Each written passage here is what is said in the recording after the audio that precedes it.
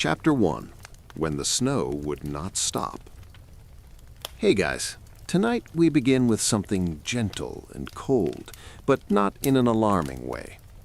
Dim the lights if you can. Let the room settle.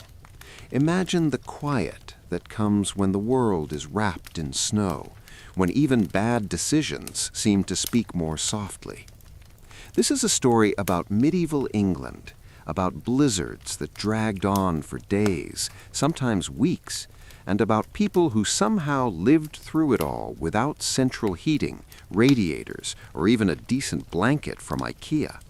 So settle in. Nothing dramatic is going to happen quickly or loudly. We're just going to drift through frozen fields, smoky halls, and a lot of shivering nobles who really thought God would sort it all out. Medieval England had a complicated relationship with winter. On paper, it was just another season. In practice, winter was a slow, grinding endurance test that arrived every year whether anyone felt prepared or not. Snowstorms weren't cute or festive. They were long, suffocating events that sealed villages in place, froze rivers solid, and quietly erased entire families who had the misfortune of running out of firewood at the wrong moment. And yet, somehow, people endured. Not comfortably, not cheerfully, but they endured, because there wasn't really an alternative. To understand how they survived blizzards without heating, we have to start with the simple truth that most medieval people were cold almost all the time. Cold was not a surprise visitor. It was a permanent roommate who paid no rent and complained constantly. Homes were built to keep rain out, not warmth in. Stone cottages and timber halls soaked up cold like a sponge and then held onto it with impressive commitment. Once winter settled in, that chill wasn't going anywhere until spring felt generous. Let's begin with the houses themselves. A medieval English home was not designed with comfort in mind. It was designed to exist.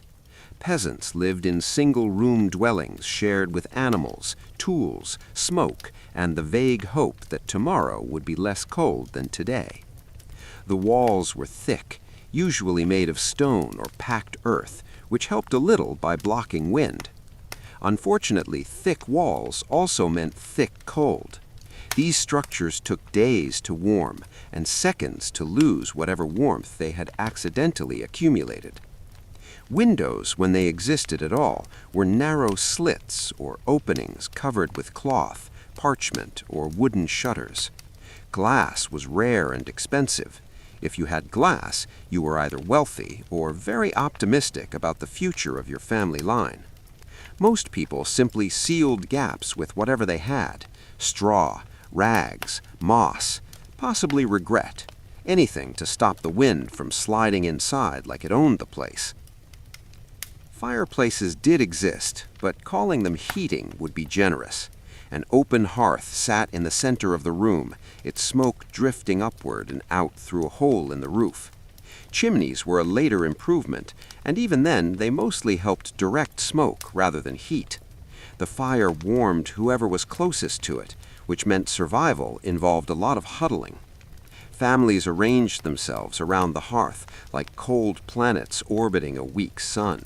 If you moved too far away, you froze. If you moved too close, you caught fire. Balance was important. During a blizzard, fires became both lifeline and obsession. Fuel was everything. Wood was gathered obsessively during warmer months and rationed carefully in winter. A household that miscalculated its wood supply did not get a second chance. You couldn't just run to the forest during a snowstorm and grab more logs. The forest was now a white, hostile maze where people disappeared quietly. So fires were kept low, slow, and painfully inefficient. They burned just enough to keep fingers moving and soup from freezing solid. And soup mattered. Food was one of the most important survival tools during medieval blizzards. People ate constantly, not out of joy, but necessity. Calories were warmth. Heavy, bland meals filled with grains, fats, and whatever preserved meat remained were consumed daily. Pottage, a thick stew of grains and vegetables, was the cornerstone of winter survival. It was cheap, filling, and forgiving. You could throw almost anything into it and call it dinner. Sometimes it even tasted like food. Bread was everywhere, though not the fluffy kind anyone dreams about. Medieval bread was dense, dark, and aggressive. It took effort to chew, which probably helped warm the body through sheer jaw activity. The wealthy enjoyed white bread made from refined flour. Everyone else ate bread that felt like it had opinions about your life choices.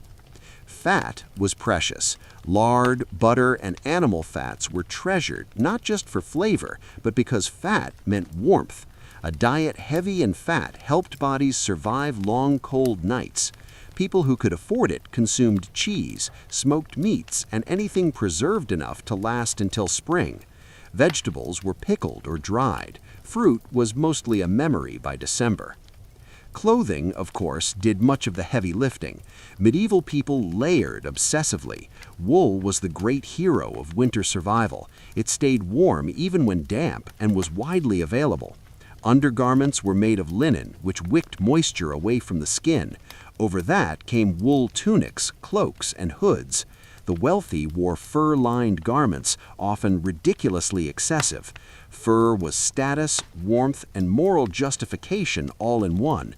If you were rich and cold, you simply added more fur and called it God's will. Peasants did not have that luxury, but they still understood layering.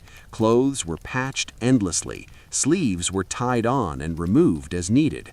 Cloaks doubled as blankets at night. Nothing was wasted. If something tore, it was sewn. If it wore thin, it became insulation. Eventually, it became nothing at all. Sleeping arrangements during blizzards were bleak but practical. People slept together. Entire families shared a single bed or pile of bedding. Body heat mattered more than personal space. Beds were stuffed with straw or feathers if you were lucky. Blankets were heavy and often itchy but effective. Some people slept near the fire, rotating positions as warmth shifted. Animals were sometimes brought indoors, which sounds unpleasant until you realize a cow is essentially a walking radiator. Now let's drift upward for a moment, away from peasant cottages and into the drafty stone castles of England's elite, because wealth did not equal warmth.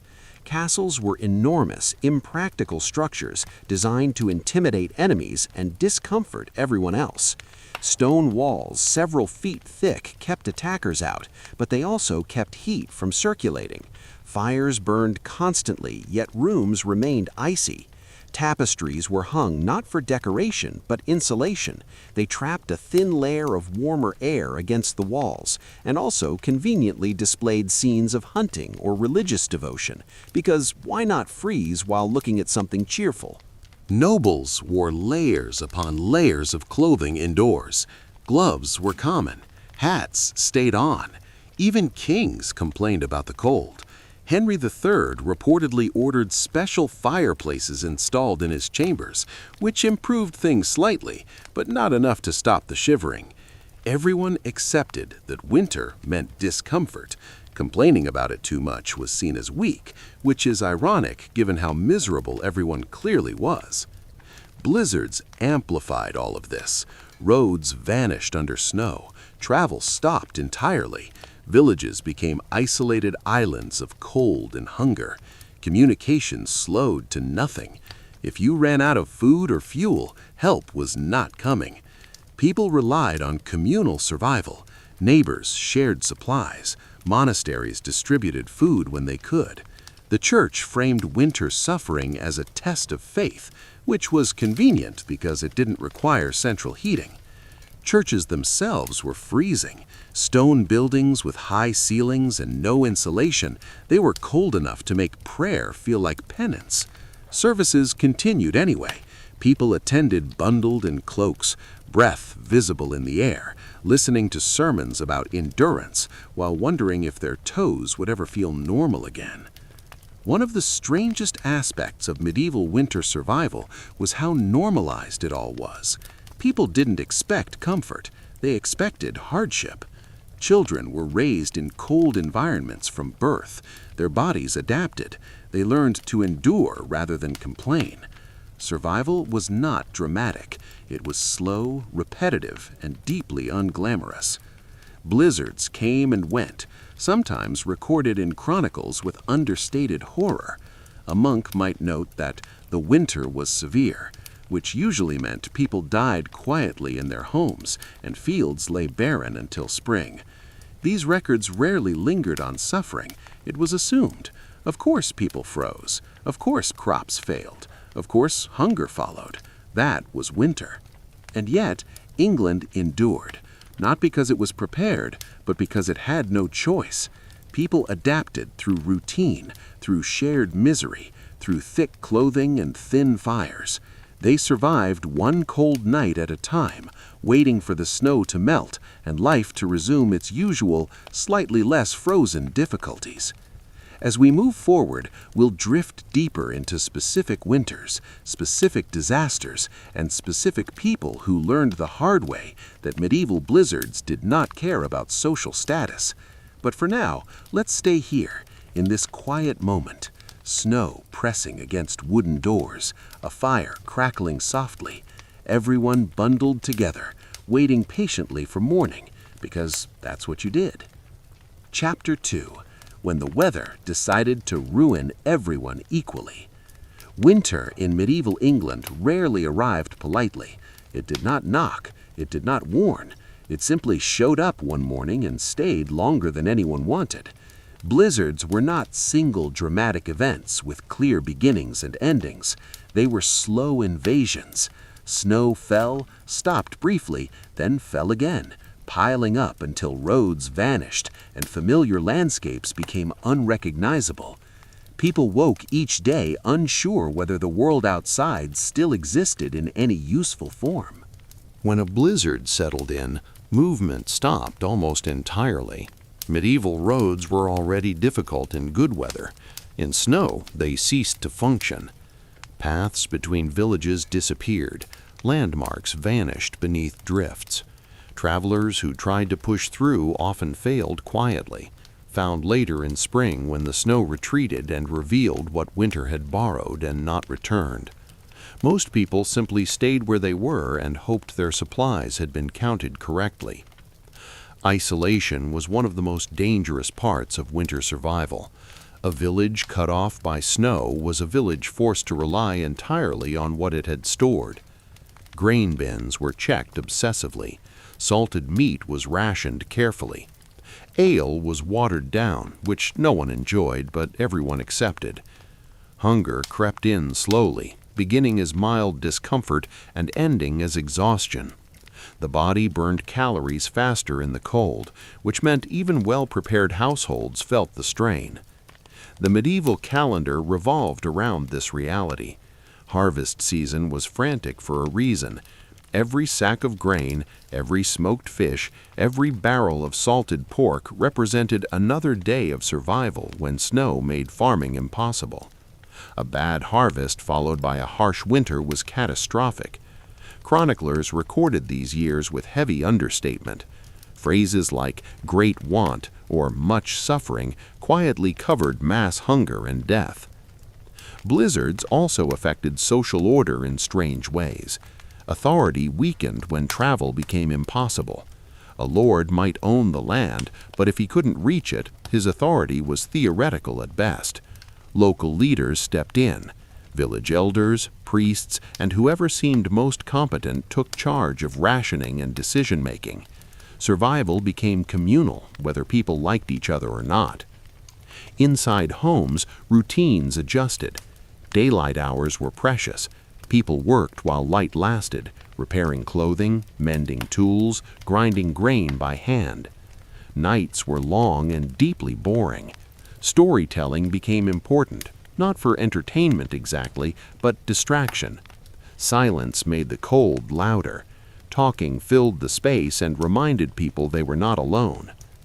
Children were expected to endure without complaint, though they often complained anyway. Childhood in medieval England did not come with special exemptions for winter misery. Children wore scaled-down versions of adult clothing and learned quickly how to stay close to warmth.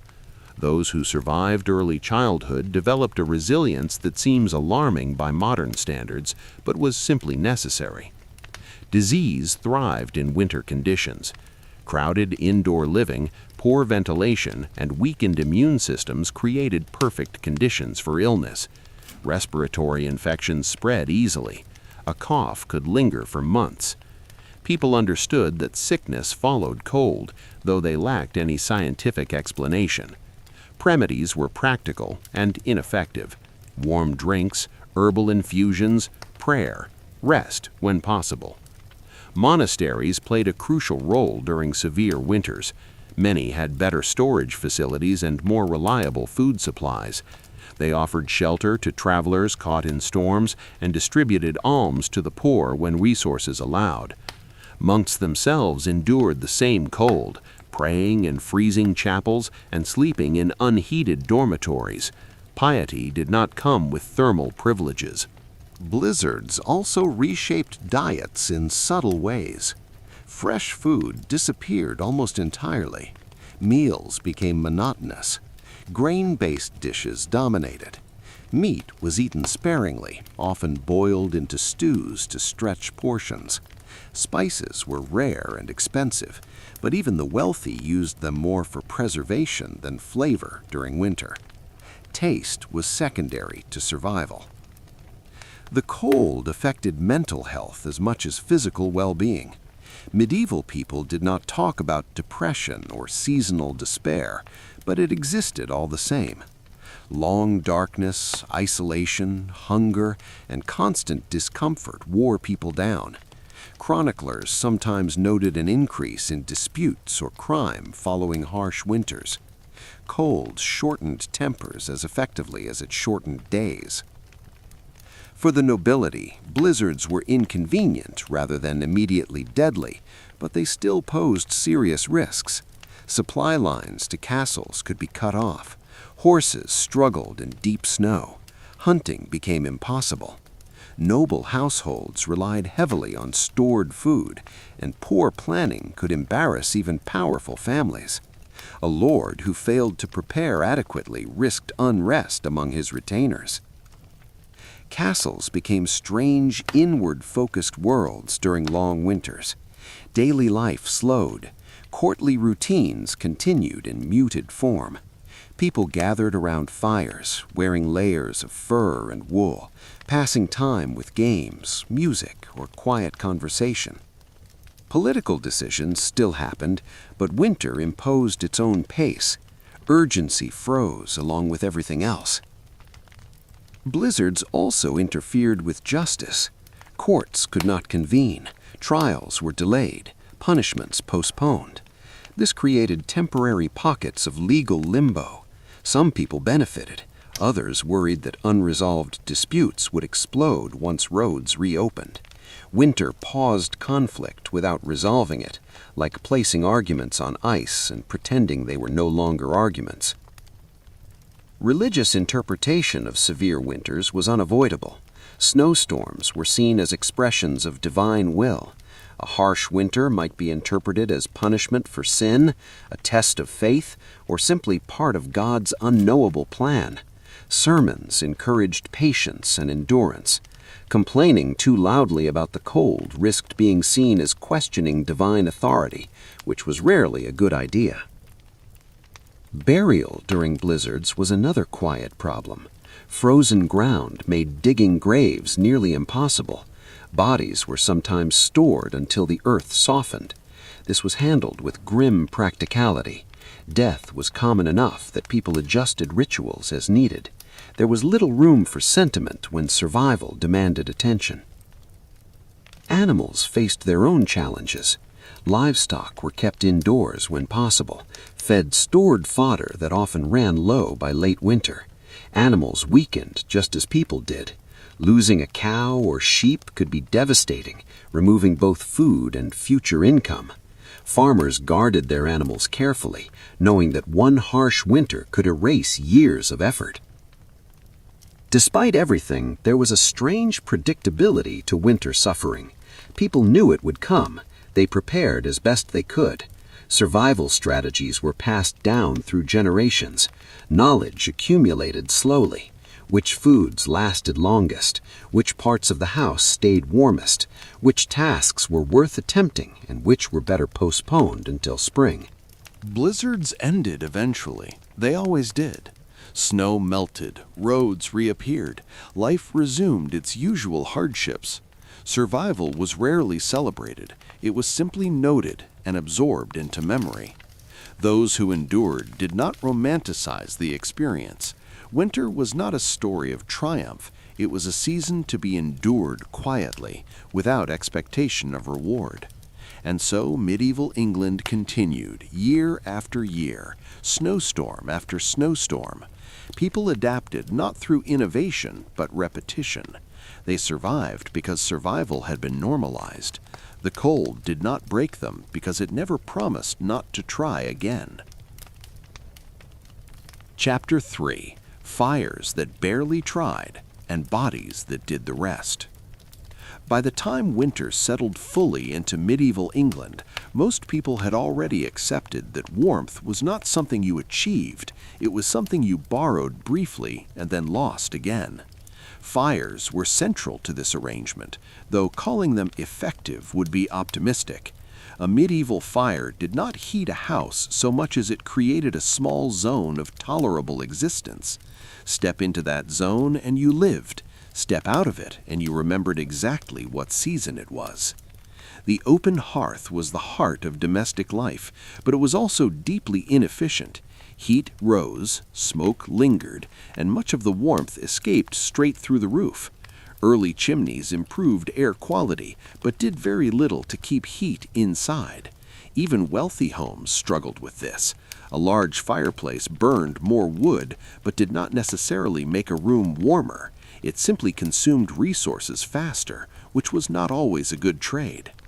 Because fuel mattered so much, fires were managed carefully. They were rarely allowed to roar. A roaring fire was a waste. Instead, people aimed for a steady, low burn that could last through the night. Ashes were treasured because they insulated embers and allowed fires to be rekindled in the morning without starting from scratch. Letting a fire die completely was a small disaster. Starting a new one meant effort, time, and the risk of failure, especially when hands were numb. Charcoal was used when available, though it was expensive and labor-intensive to produce. Most people relied on wood, peat, or dried animal dung. Each had its own unpleasant characteristics. Peat smoked heavily, dung smelled exactly like you would expect.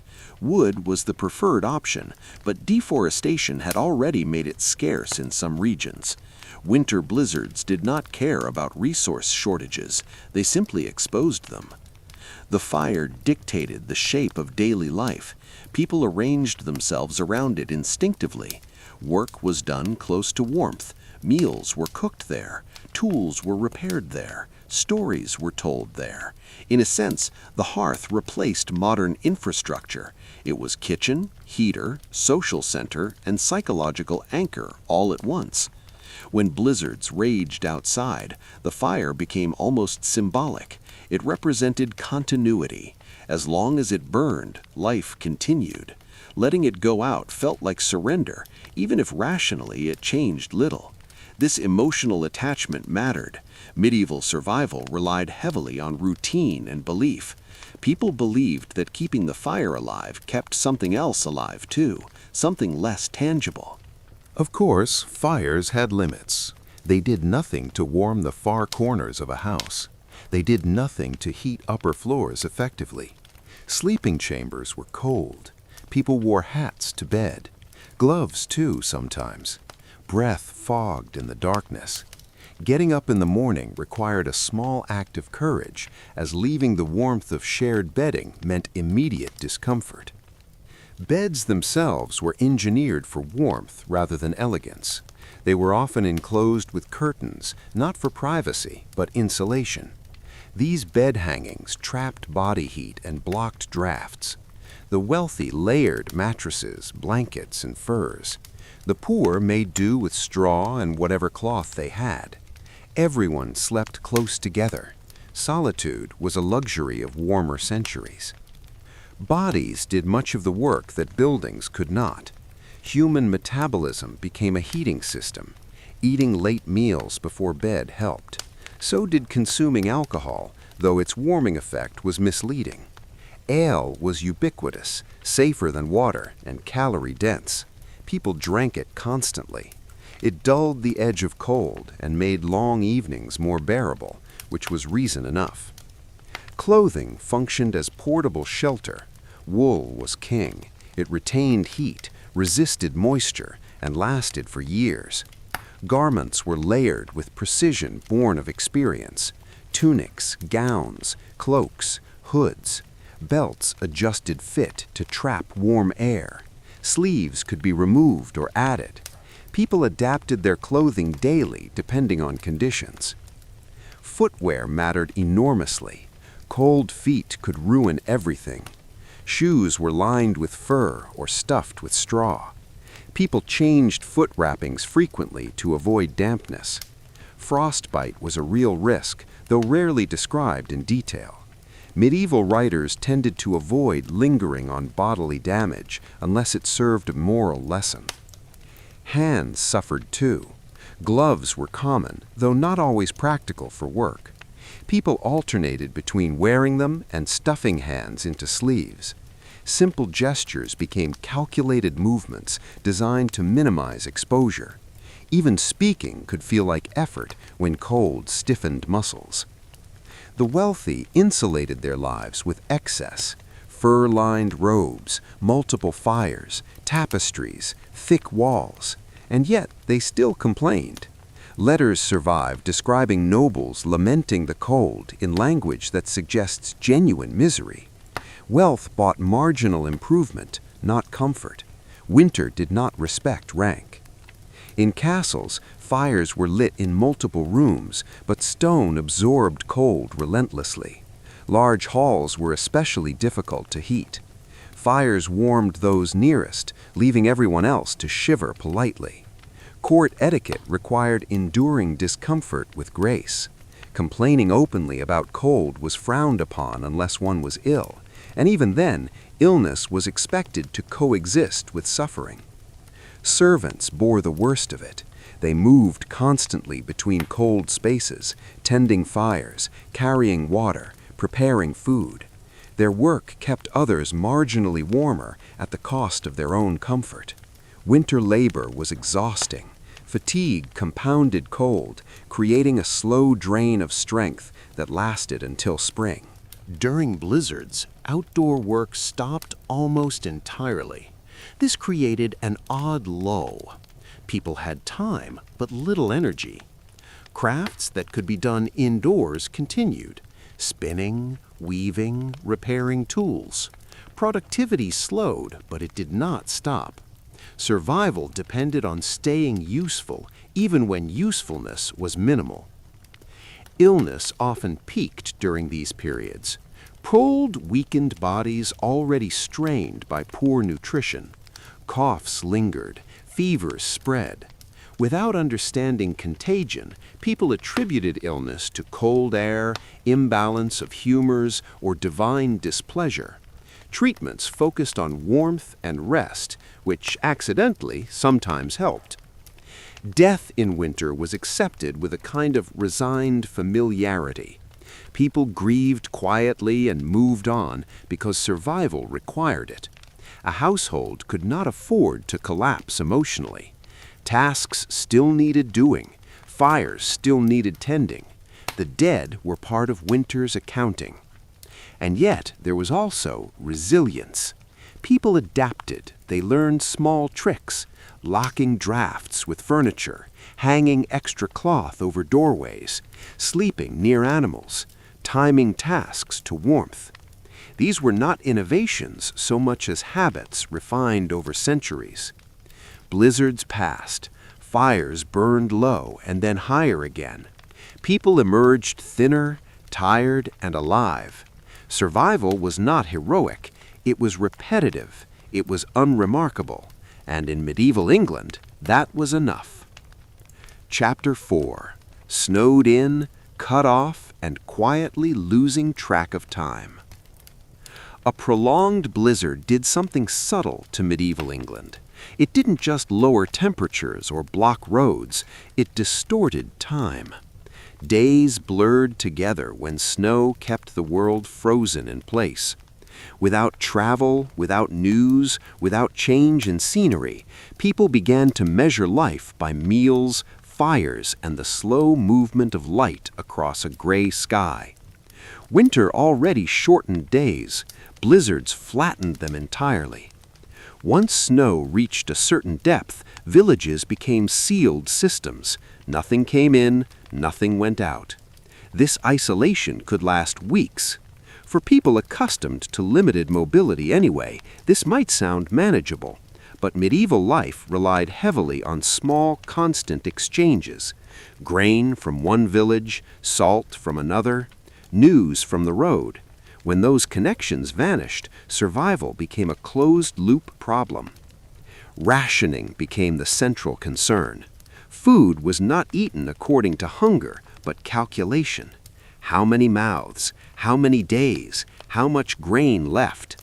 These numbers were discussed quietly but constantly. Mistakes were deadly. Eating too much early in winter meant nothing left in late winter, when bodies were weakest and cold felt sharpest. Communal storage mattered enormously. Villages with shared granaries fared better than those relying solely on individual households. Cooperation was not idealism, it was survival math.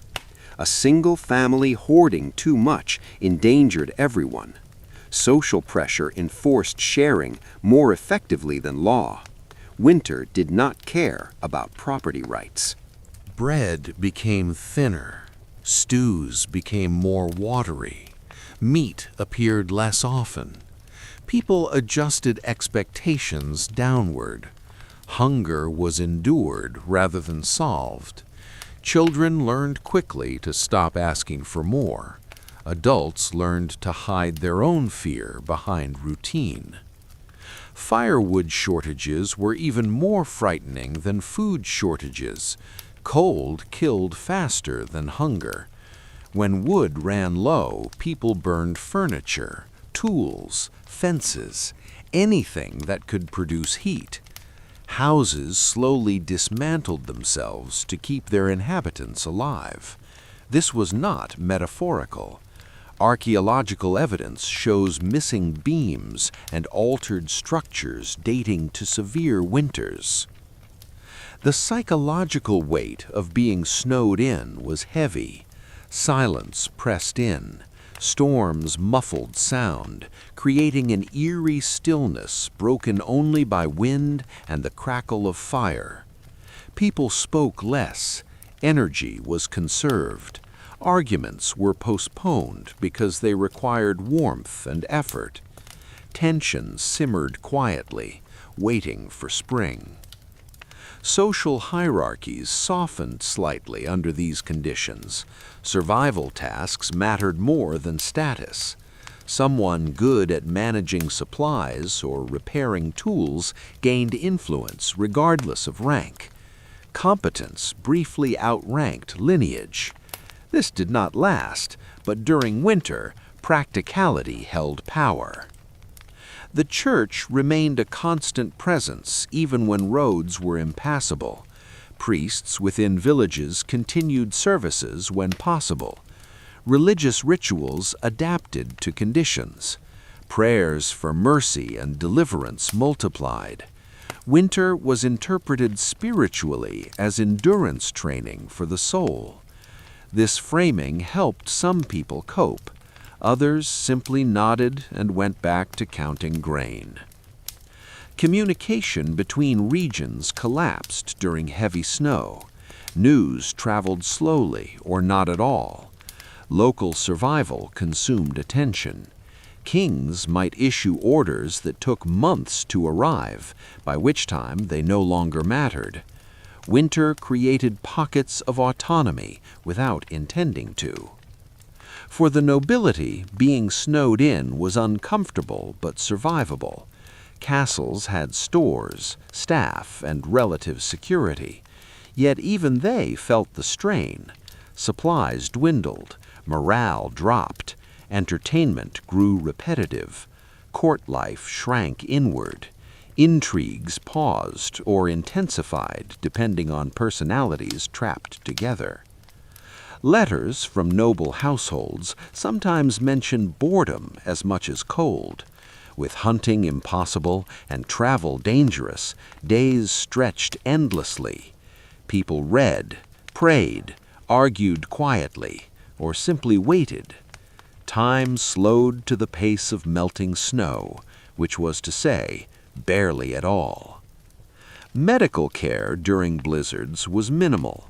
Physicians could not travel. Remedies were limited to household knowledge, warmth, rest, herbs. Serious illness often meant death by default. Childbirth in winter was particularly dangerous. Complications combined with cold and isolation created grim outcomes that were recorded briefly, if at all. Death altered community dynamics quickly. A lost laborer meant fewer hands for survival tasks. A lost elder meant lost knowledge.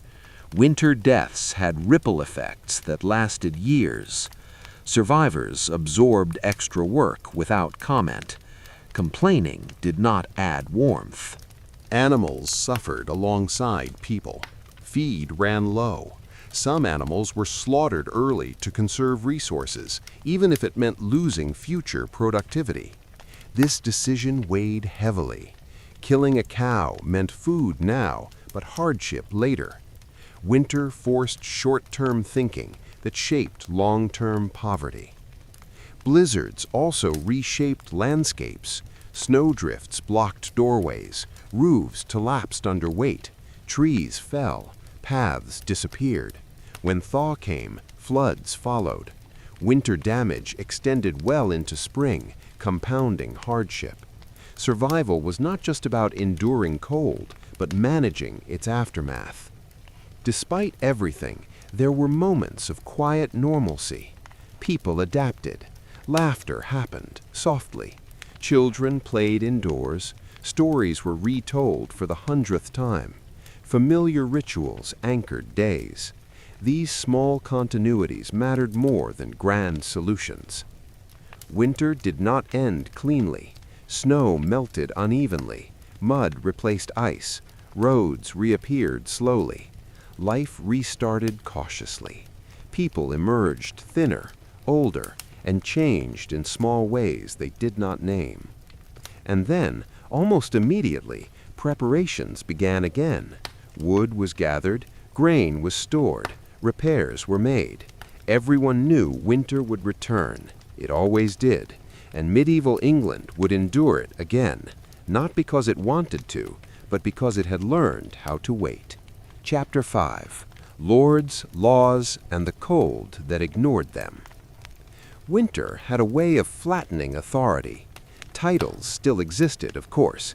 Kings remained kings. Lords remained lords. But when snow blocked roads and froze rivers, power became strangely abstract. A command issued from a warm chamber meant very little if it could not physically reach the people it was meant to control. Blizzards did not care about seals, banners, or carefully worded decrees. In medieval England, governance relied heavily on movement. Officials traveled, messengers rode, courts convened in person. When winter storms shut all of that down, law entered a kind of hibernation. Justice slowed, taxes went uncollected, disputes waited patiently in the cold, unresolved. This did not mean chaos erupted, quite the opposite. Local custom filled the gap. Villages governed themselves through habit rather than instruction. Elders mediated disputes. Priests offered guidance. Survival pushed ideology aside. You did not need royal permission to share food or fix a roof. You just did it. For the nobility, winter imposed limits on ambition. Campaigns paused, feuds cooled temporarily.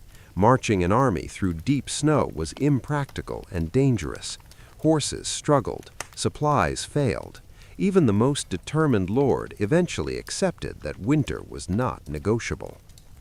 Castles, for all their imposing presence, were not centers of winter comfort. They were symbols of authority that became awkward liabilities in extreme cold. Their size worked against them. Heating multiple large rooms required enormous fuel. Most of the castle remained unheated, effectively abandoned until spring. Lords and ladies retreated into smaller chambers, clustering near fires like everyone else. Court life shrank. Servants were dismissed or reassigned. The grandeur of noble households dimmed, replaced by a quieter, more survival-focused routine. Winter also highlighted inequality in uncomfortable ways. Lords had stores, peasants often did not.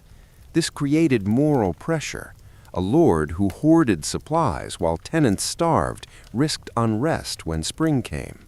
Charity was not purely virtuous, it was strategic. Many nobles distributed food during severe winters, either through direct aid or church channels. Chroniclers praised such acts as generosity, though they were often necessary to maintain order. Hunger bred resentment. Winter gave people time to remember grievances. The crown itself faced challenges during harsh winters. Royal revenues depended on agriculture and trade, both of which suffered. Tax collection slowed, expenses rose. Feeding the royal household through winter was costly. Kings were not immune to logistical reality. Some monarchs attempted to legislate winter behavior. Regulations on grain storage, price controls during famine, restrictions on hoarding. Enforcement, however, was inconsistent at best. Snow made oversight impossible. Laws existed on parchment, while reality unfolded elsewhere. Blizzards also disrupted military readiness. Garrisons became isolated. Supplies ran low. Soldiers endured the same cold as civilians, often with less flexibility. Armor was cold to the touch and unpleasant to wear for long periods. Training slowed. Morale dipped. Interestingly, winter sometimes protected the vulnerable. Large-scale violence was harder to organize. Raids were risky. Banditry declined when travel became dangerous. Snow created a temporary, fragile peace enforced by nature rather than law. Legal proceedings suffered peculiar delays. Prisoners waited longer for trials. Sentences were postponed. Jails, already cold, became worse. In some cases, prisoners were released temporarily because keeping them alive through the winter was more trouble than it was worth. This was not mercy so much as pragmatism. Land disputes stalled. Inheritance issues lingered unresolved. Winter froze not just fields, but paperwork. When spring arrived, legal systems lurched back into motion, dealing with months of accumulated issues all at once. Religious authority, however, remained constant. The church's calendar continued regardless of weather. Feasts and fasts were observed, though adjusted for practicality. Religious framing helped stabilize society. Winter suffering was given meaning, which mattered when comfort was unavailable. Church courts sometimes became the only functioning legal bodies during severe winters. Their authority was moral rather than logistical, but it filled a void. Confession, counsel, and ritual provided structure when secular systems paused. Winter also reshaped relationships between lords and tenants. Shared hardship created moments of genuine connection, though often brief. A lord enduring the same cold gained credibility. One who insulated himself too thoroughly became distant in more than temperature. Blizzards exposed the fragility of medieval governance. Power depended on cooperation, movement, and trust. Snow disrupted all three. Survival shifted focus from hierarchy to immediacy. Who could fix the roof? Who could stretch supplies? Who could keep the fire burning? When spring returned, authority reasserted itself quickly. Laws were enforced again, taxes collected, disputes resolved. Winter's flattening effect faded, but memories remained. People remembered who helped and who did not. Medieval England endured its blizzards not because it was well governed, but because governance bent when it had to. Winter demanded flexibility. Those who adapted survived. Those who insisted on order over practicality often did not.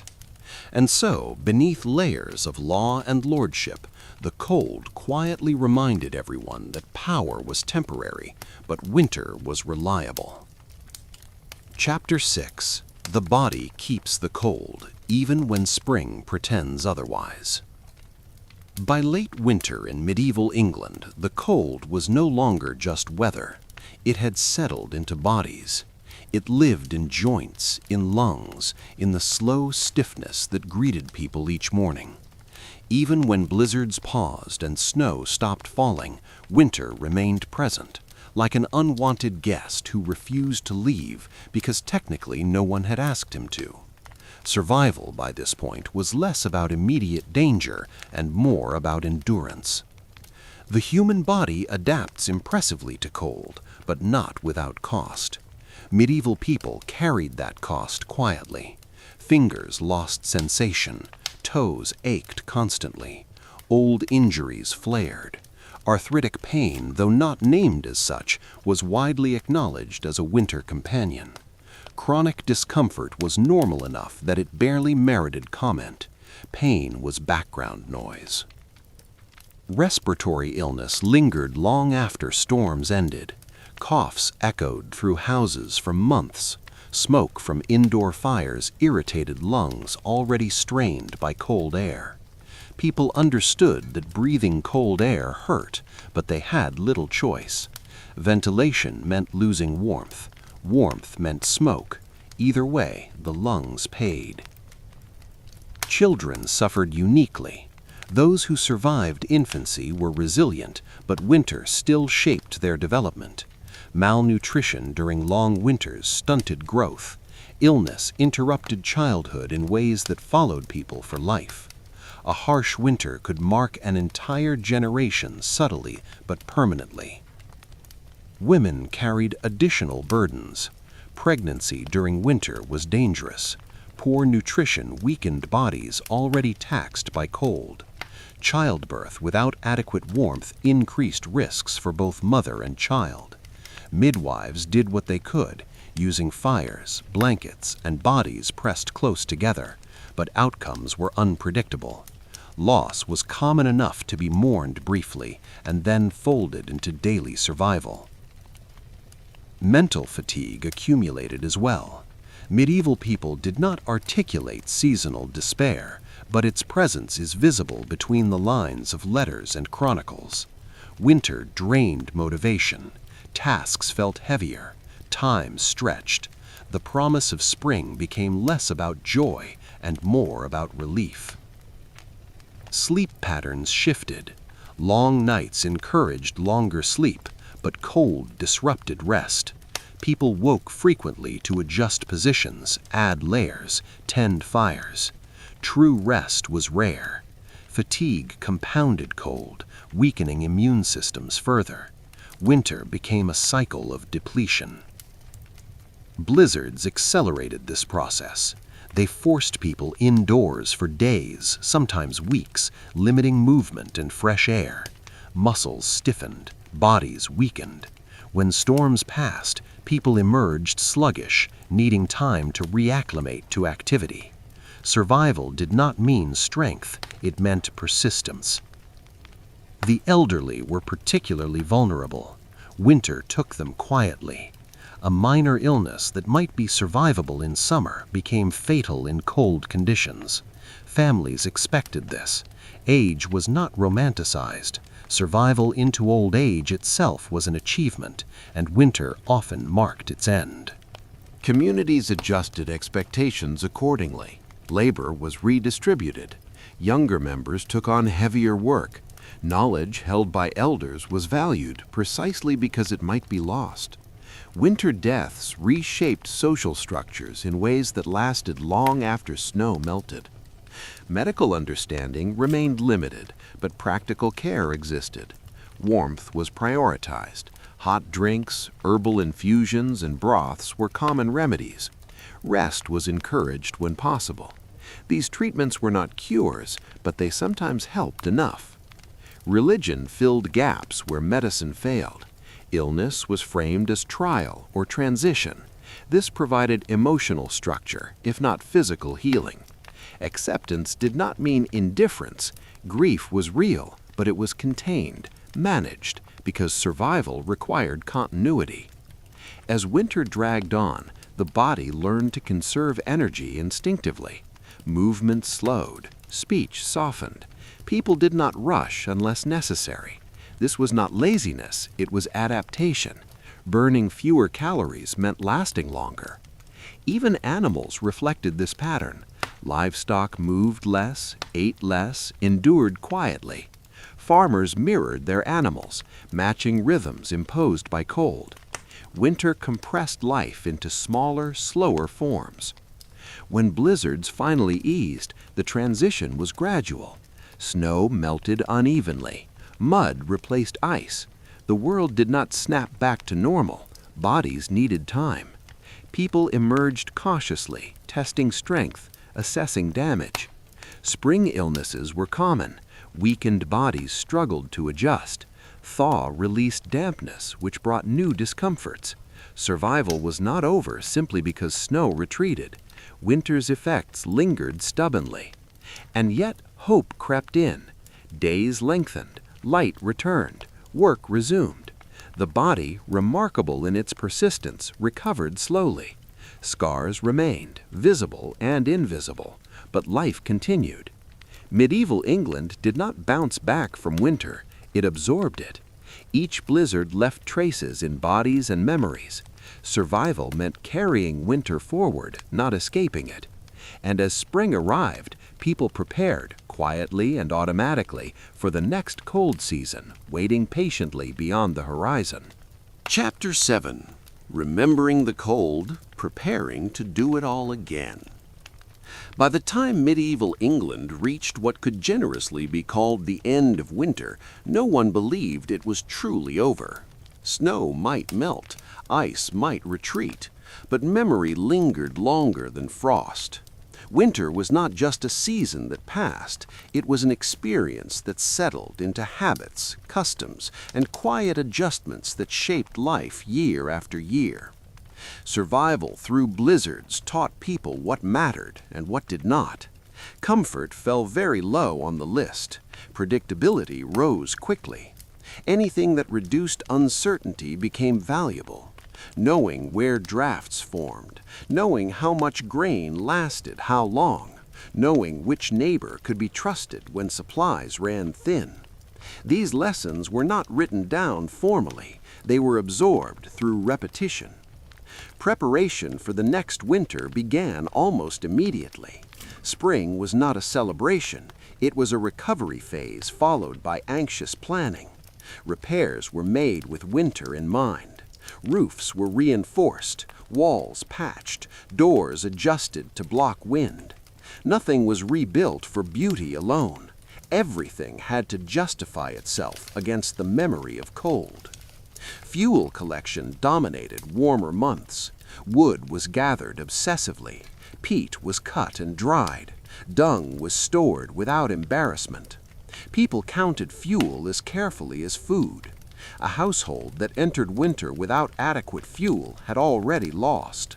This knowledge was universal and quietly enforced through shared cautionary tales. Food preservation became almost ritualized. Smoking, salting, drying, pickling, these processes were slow and labor-intensive, but they transformed abundance into survival. Autumn was frantic, not because people loved productivity, but because winter punished delay. Every preserved item was insurance against snow. Children grew up hearing stories of past winters, not dramatic tales, but practical ones.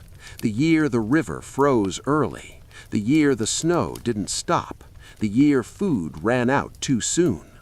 These stories were not told to scare, they were told to instruct. Memory functioned as preparation. Communities adjusted collectively. Villages that survived harsh winters often did so because they learned cooperation, shared granaries, mutual aid, informal agreements about resource use. Winter enforced social contracts more effectively than law ever could. The church reinforced this memory through ritual. Seasonal prayers acknowledged hardship. Saints associated with protection from cold or hunger gained prominence.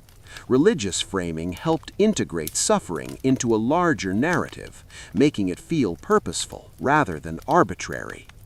For the nobility, winter memory shaped estate management.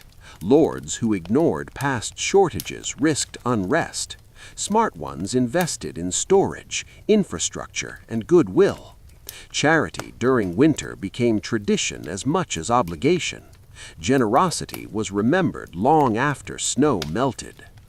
Castles evolved slowly in response to cold. Improvements were incremental. Better chimneys, smaller private chambers, more tapestries.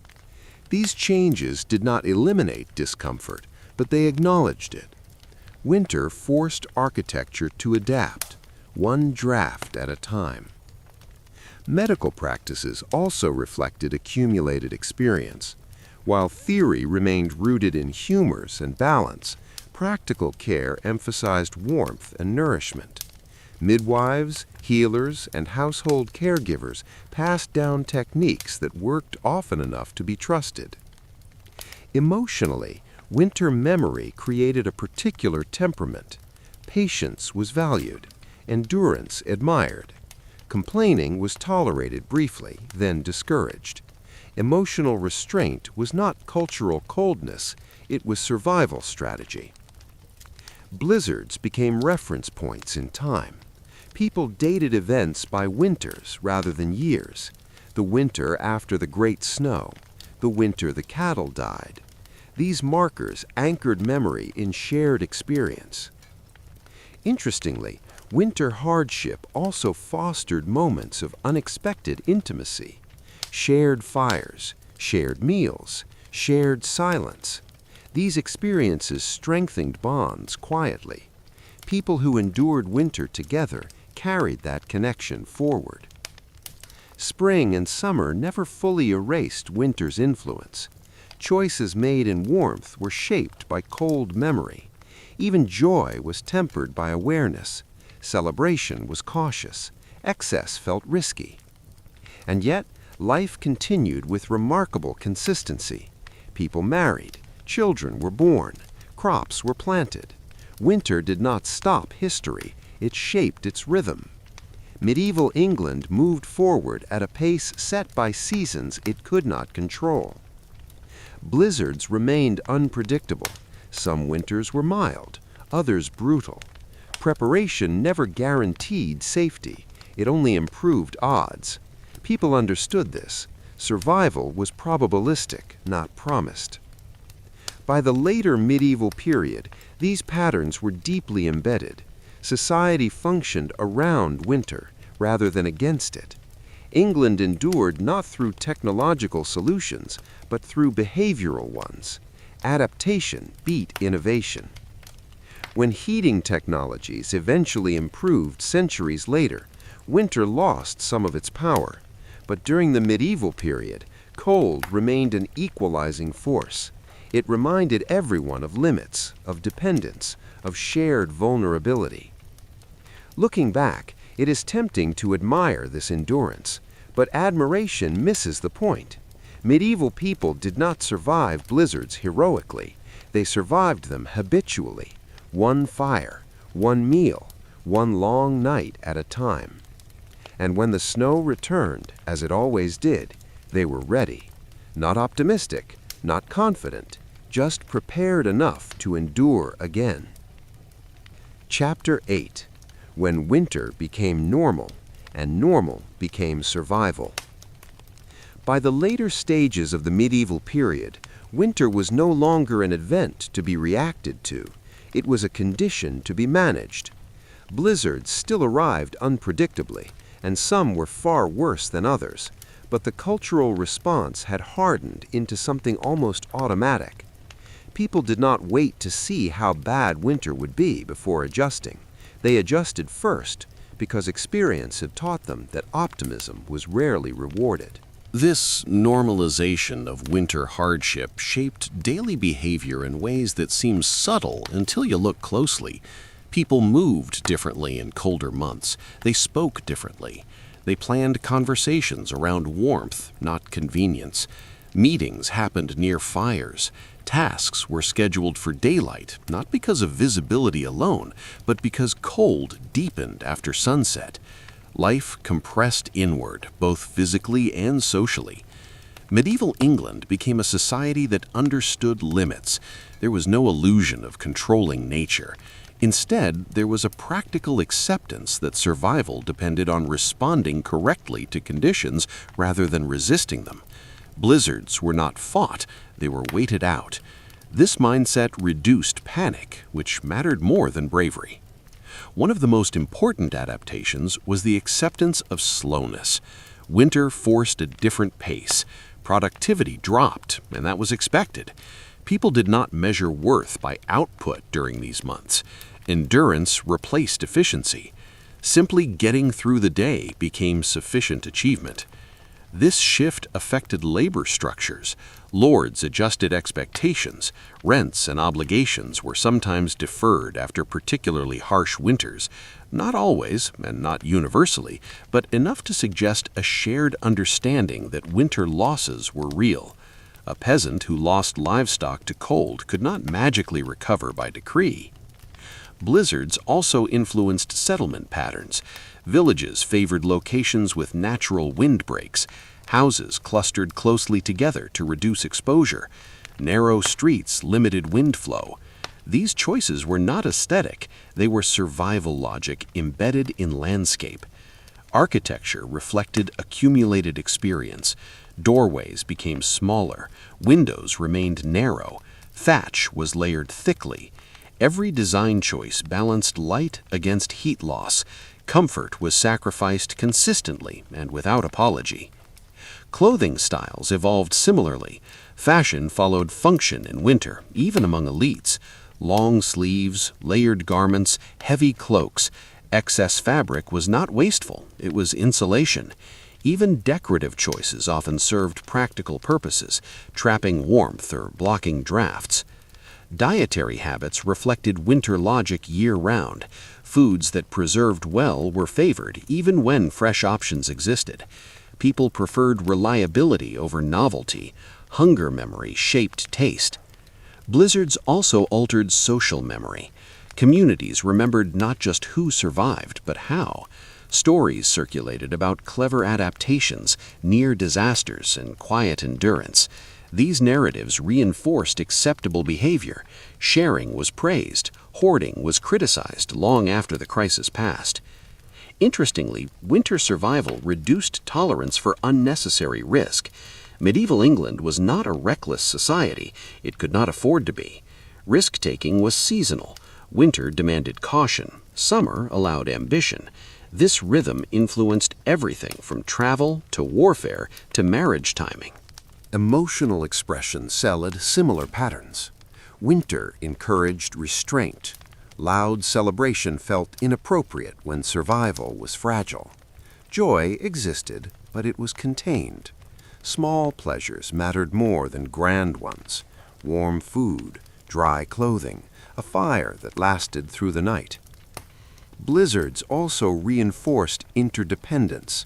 No household survived entirely alone. Even the most prepared relied on others eventually. This created a quiet web of obligation. Help given in winter was remembered longer than help given in summer. For travelers, winter demanded humility. People delayed journeys unless absolutely necessary. Inns filled with those caught unexpectedly. Hospitality became essential infrastructure. Turning someone away during a blizzard was socially unacceptable and spiritually dangerous. The legal system absorbed winter logic as well. Testimony acknowledged weather-related delays. Missed obligations were sometimes excused. Winter became a recognized mitigating factor, not officially codified, but understood. Chroniclers recorded severe winters with notable frequency. These entries lacked drama, but carried weight. The winter was hard, conveyed everything readers needed to know, no elaboration required. Over generations, these experiences accumulated into cultural muscle memory. Medieval England did not wait for instruction when snow fell. People knew what to do.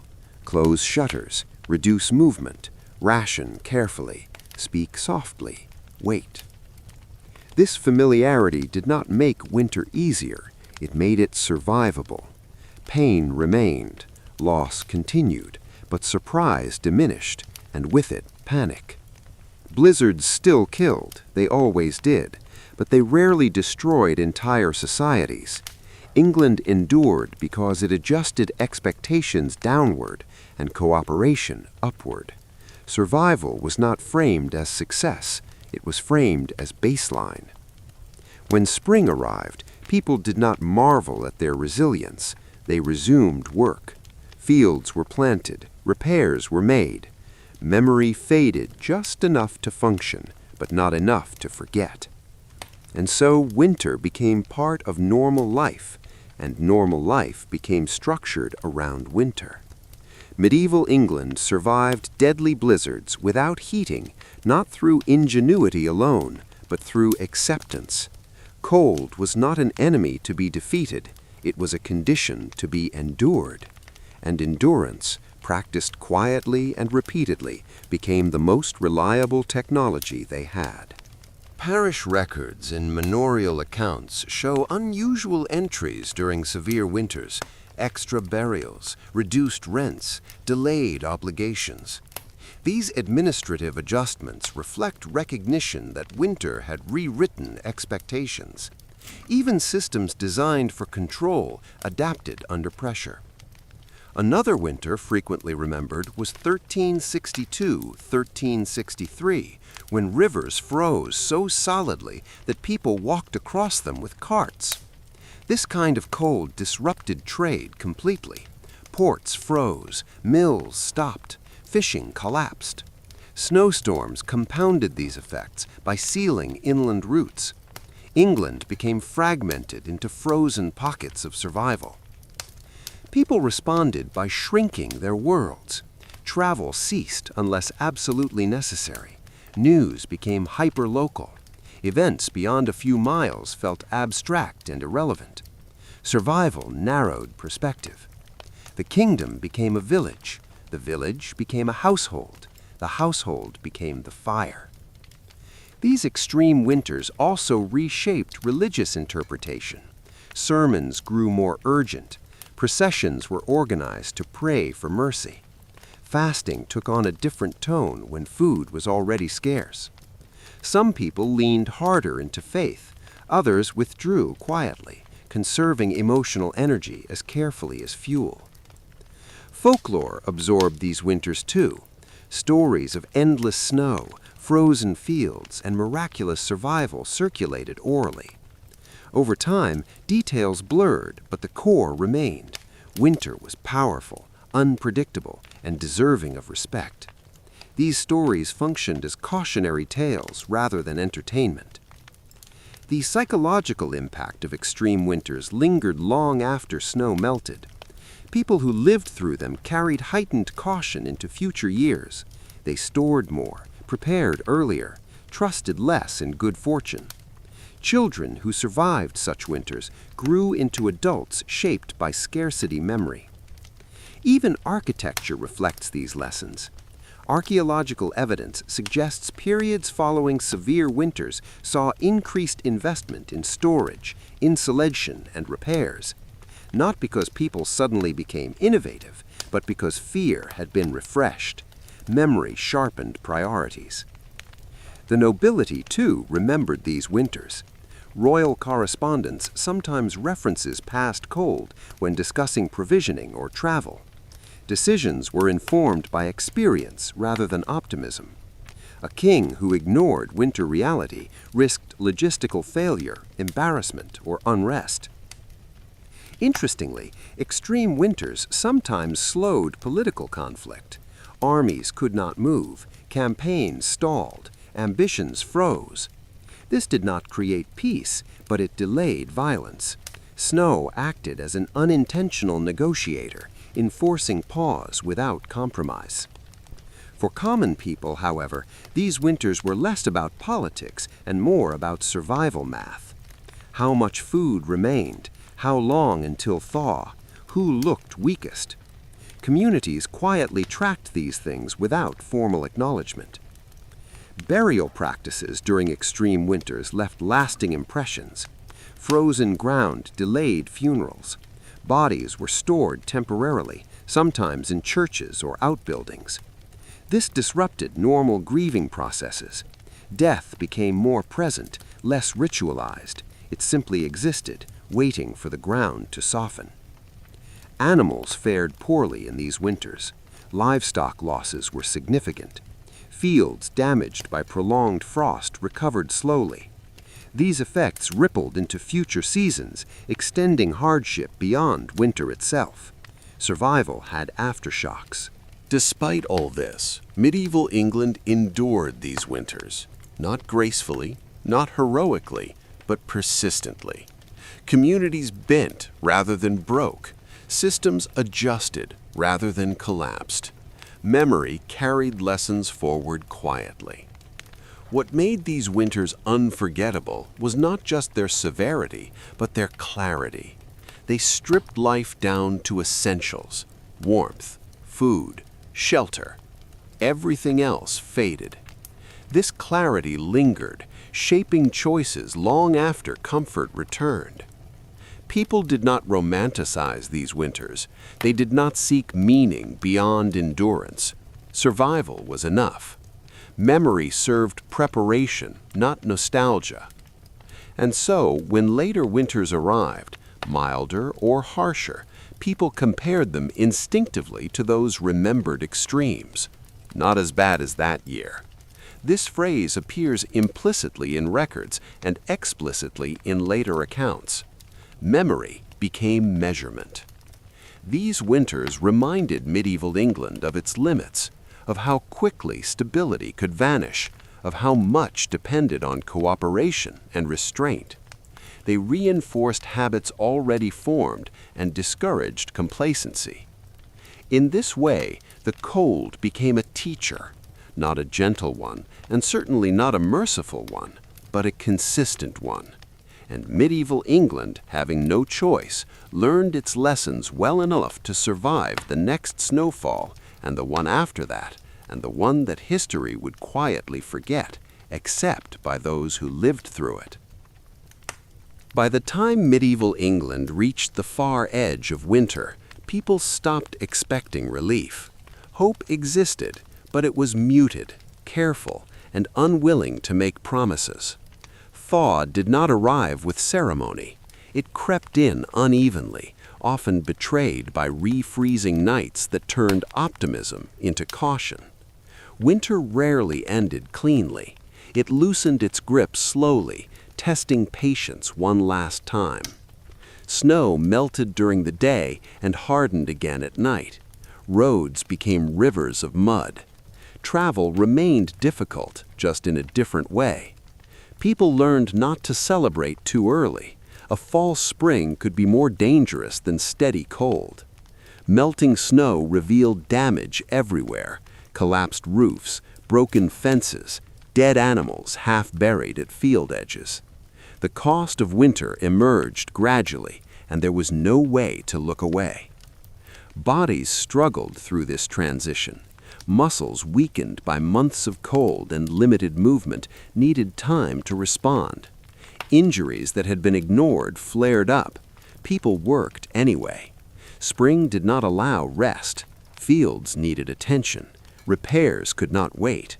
Survival shifted from endurance to recovery, but recovery itself required labor. The thaw brought new risks. Flooding followed melting snow, washing away topsoil and damaging crops before they were even planted. Stored grains sometimes spoiled due to dampness. Winter's final insult was often rot. Cold preserved, warmth ruined.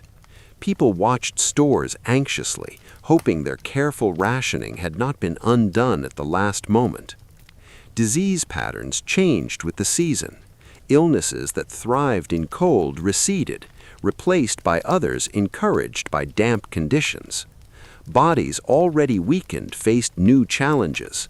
Medieval people accepted this as part of the cycle. Survival was never a single victory.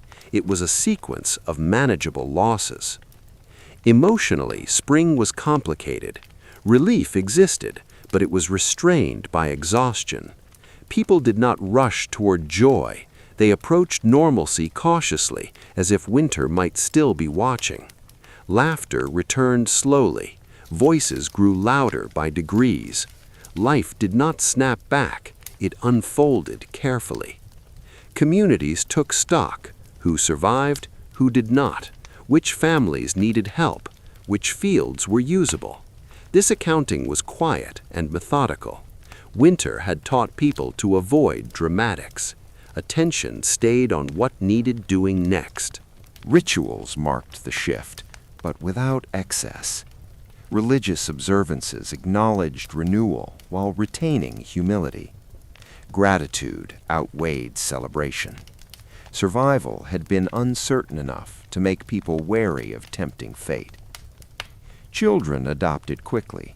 They returned to play outdoors, though often under supervision.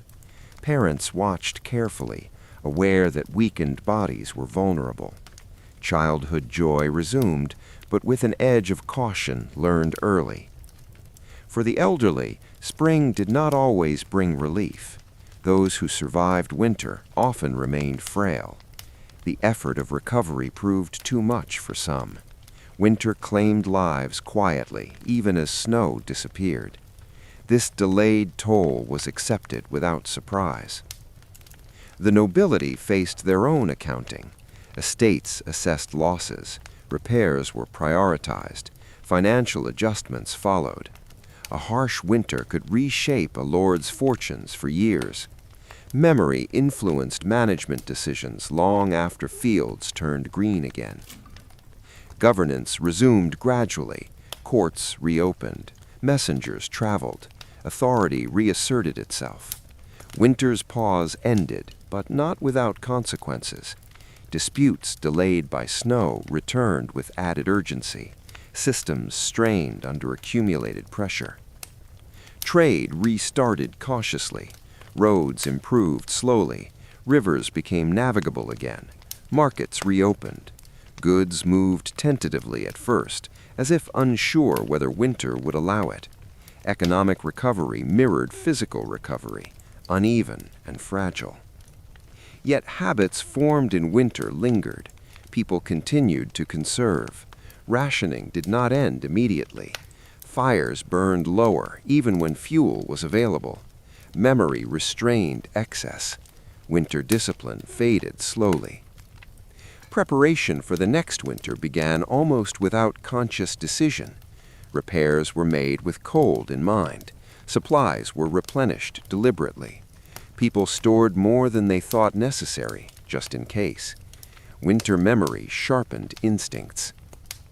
What stands out in this cycle is how little drama accompanied survival. Medieval England did not frame endurance as heroism. It framed it as responsibility. People survived because they were supposed to, because failing to do so placed burden on others. Winter shaped character without commentary. Patience, restraint, cooperation. These traits were not praised loudly. They were expected. Those who lacked them struggled, not because society punished them, but because winter did. Blizzards, in this context, were not extraordinary disasters. They were severe expressions of a familiar threat. People did not prepare for specific storms, they prepared for winter as a condition. This broad preparation proved more effective than any single response. When spring finally settled in fully, relief was real but quiet. Fields greened, food diversified, bodies regained strength. Life resumed its usual challenges, now slightly less cold. And then, inevitably, people looked ahead. Summer would pass, autumn would return, winter would follow. This knowledge did not provoke dread so much as focus. Medieval England endured deadly blizzards without heating, not through innovation, but through continuity. Each winter was different. Each one demanded adjustment, but the underlying response remained stable.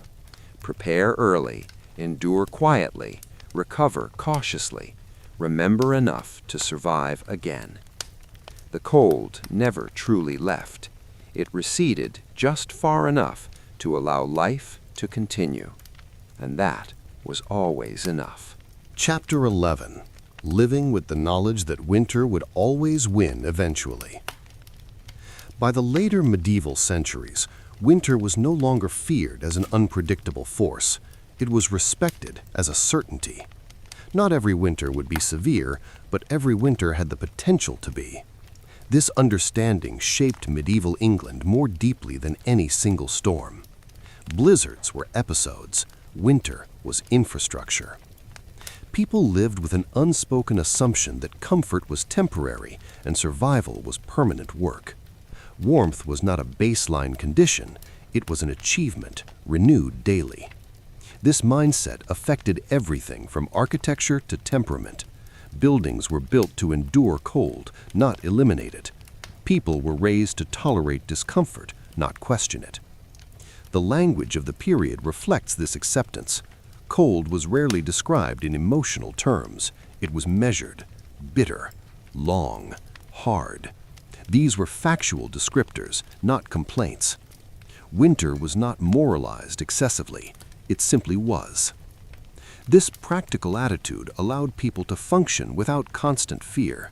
Panic wasted energy. Acceptance conserved it. People learned to distinguish between discomfort and danger. Cold was unpleasant but survivable. Running out of food or fuel was dangerous. Priorities stayed clear. Children absorbed these lessons early. They learned when to move and when to stay still, when to conserve energy and when to spend it. Winter education was informal but effective. Survival skills were taught through observation rather than instruction. Blizzards reinforced community reliance. No one survived entirely alone. Even the wealthiest depended on others for labor, supplies, and care. This interdependence was not sentimental, it was logistical. Winter punished isolation. Social bonds strengthened quietly. People remembered who shared and who did not. Reputation mattered more in winter than in summer.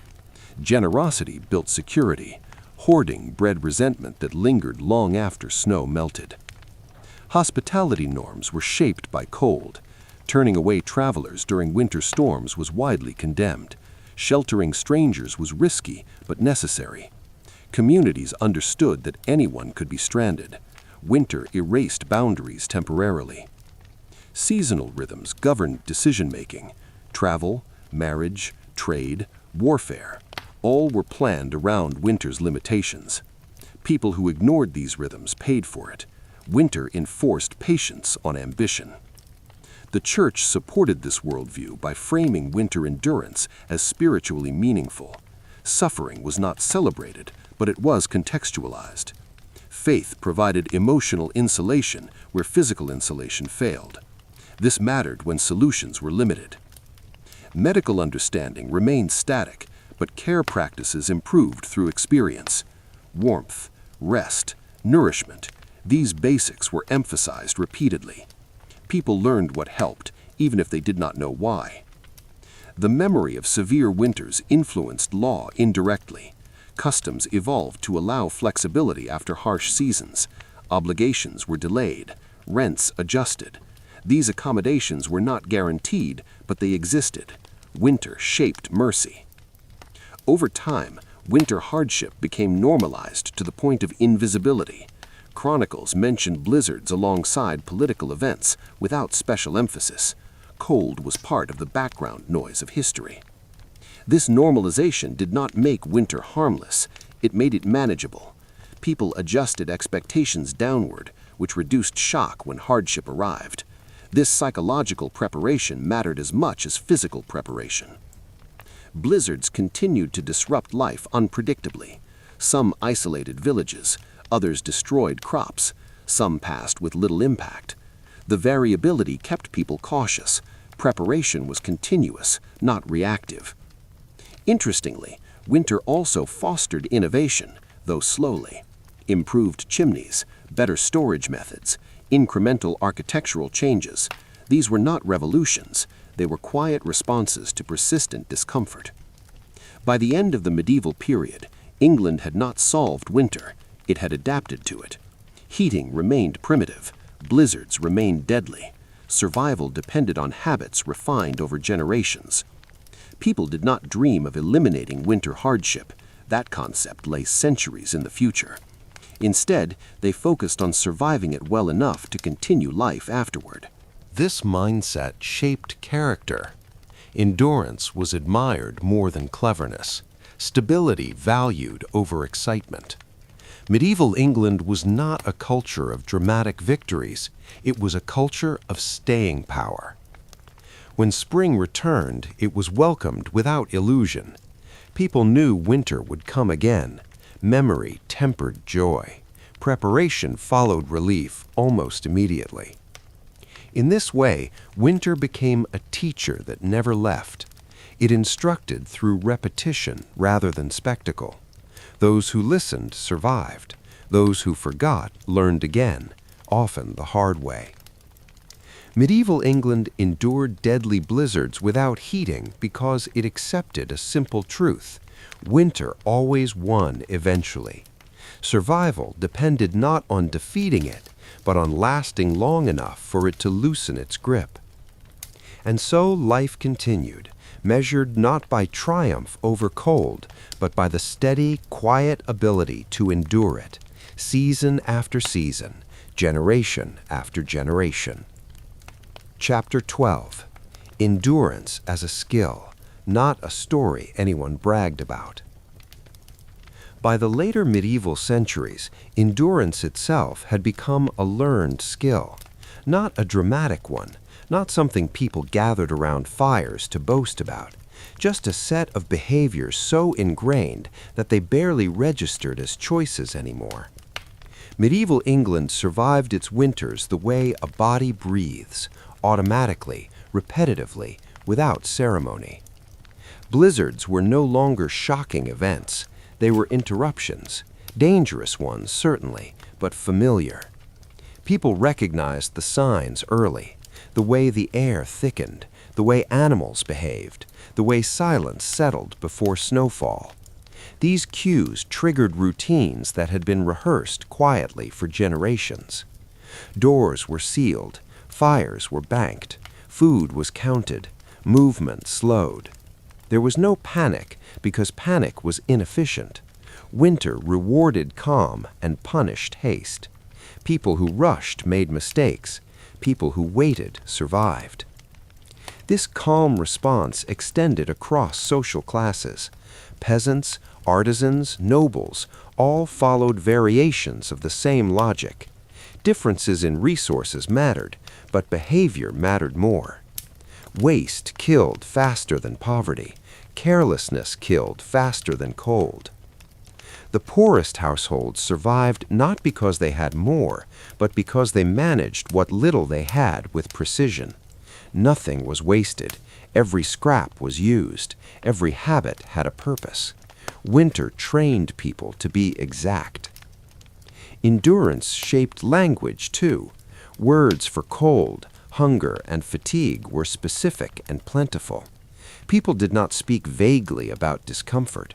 They categorized it, measured it. This vocabulary reflected familiarity rather than fear. Work during winter adjusted rather than ceased.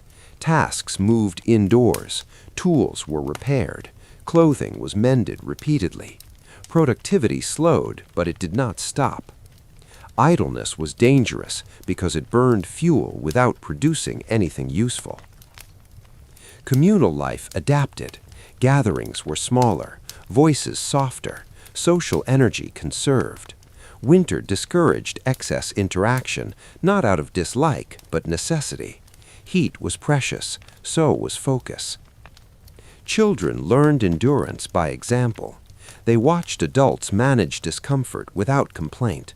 This was not emotional repression, it was practical modeling.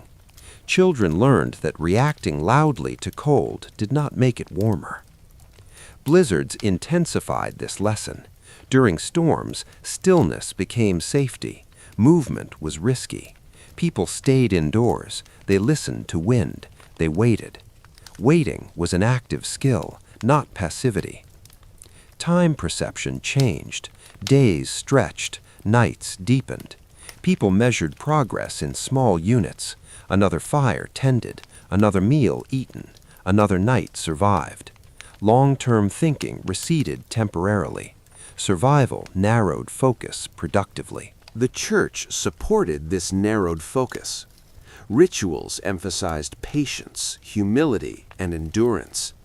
Winter suffering was framed as temporary, survivable, and meaningful. This framing helped people avoid despair when solutions were limited. Medical care, though primitive, reinforced endurance. Treatments aimed to support the body rather than cure disease. Warmth, rest, nourishment, these were endurance tools. They did not promise recovery, but they improved odds. Death remained present but unremarkable. Winter deaths were expected. Grief existed, but it was integrated into routine. Life continued because it had to. Endurance included emotional management. Animals mirrored human behavior. Livestock conserved energy. Pets stayed close. Farmers adjusted care routines accordingly. Human survival was tied to animal survival, reinforcing careful management. Even weather itself became predictable in its unpredictability. People did not know when storms would come, but they knew how to respond. This reduced fear. Familiar danger is easier to face than unknown danger. Over centuries, this endurance became cultural inheritance. Medieval England did not produce manuals on winter survival. It produced people who knew how to do it without thinking. This knowledge passed silently from generation to generation. Children absorbed it through observation. Stories reinforced it indirectly. Experience refined it continually. By the end of the medieval period, winter survival was not an achievement, it was baseline competence. Those who lacked it did not last enough to complain. Heating technology eventually improved. Windows changed. Architecture evolved. But for centuries, endurance remained the primary tool. It required no materials, only discipline. Blizzards tested that discipline repeatedly. Some winters broke communities. Most did not. Survival was probabilistic, but preparation improved chances. Medieval England endured deadly blizzards without heating, not because people were stronger, smarter, or braver than later generations. They endured because they adapted behavior to reality and refused to waste energy wishing it were different. Endurance was quiet. It left few monuments. It rarely entered heroic narratives, but it sustained life long enough for history to continue. And in that continuation, in the unremarkable persistence of daily survival, medieval England outlasted winter again and again without ever pretending it had conquered it. Chapter 13. When survival became invisible, and that was the point. By the time winter survival became routine in medieval England, it had also become largely invisible. People did not talk about it because talking implied novelty, and there was nothing new about enduring cold anymore. The systems, habits, and quiet adjustments that kept people alive were so deeply embedded that they faded into the background of daily life, unnoticed precisely because they worked. This invisibility was not accidental. It was the result of generations refining behavior until it required minimal conscious effort. When snow began to fall, no one announced what needed to be done. Everyone already knew. Doors were sealed without discussion. Fires were adjusted without debate. Food was rationed without argument. Winter survival operated on muscle memory rather than instruction. This is one of the most important reasons medieval England endured blizzards without heating. Survival did not rely on exceptional leadership or sudden innovation. It relied on boring competence, the kind that never makes it into heroic stories because it lacks drama. People organized their homes around winter logic year-round. Furniture placement blocked drafts. Storage areas were protected from damp. Sleeping spaces were arranged for warmth rather than comfort. These choices were not reconsidered each winter. They were permanent features shaped by past suffering. Even daily movement reflected cold awareness. People learned how to conserve heat through posture and pacing. They walked deliberately, gestured less, spoke softly. These behaviors minimized energy loss and reduced strain.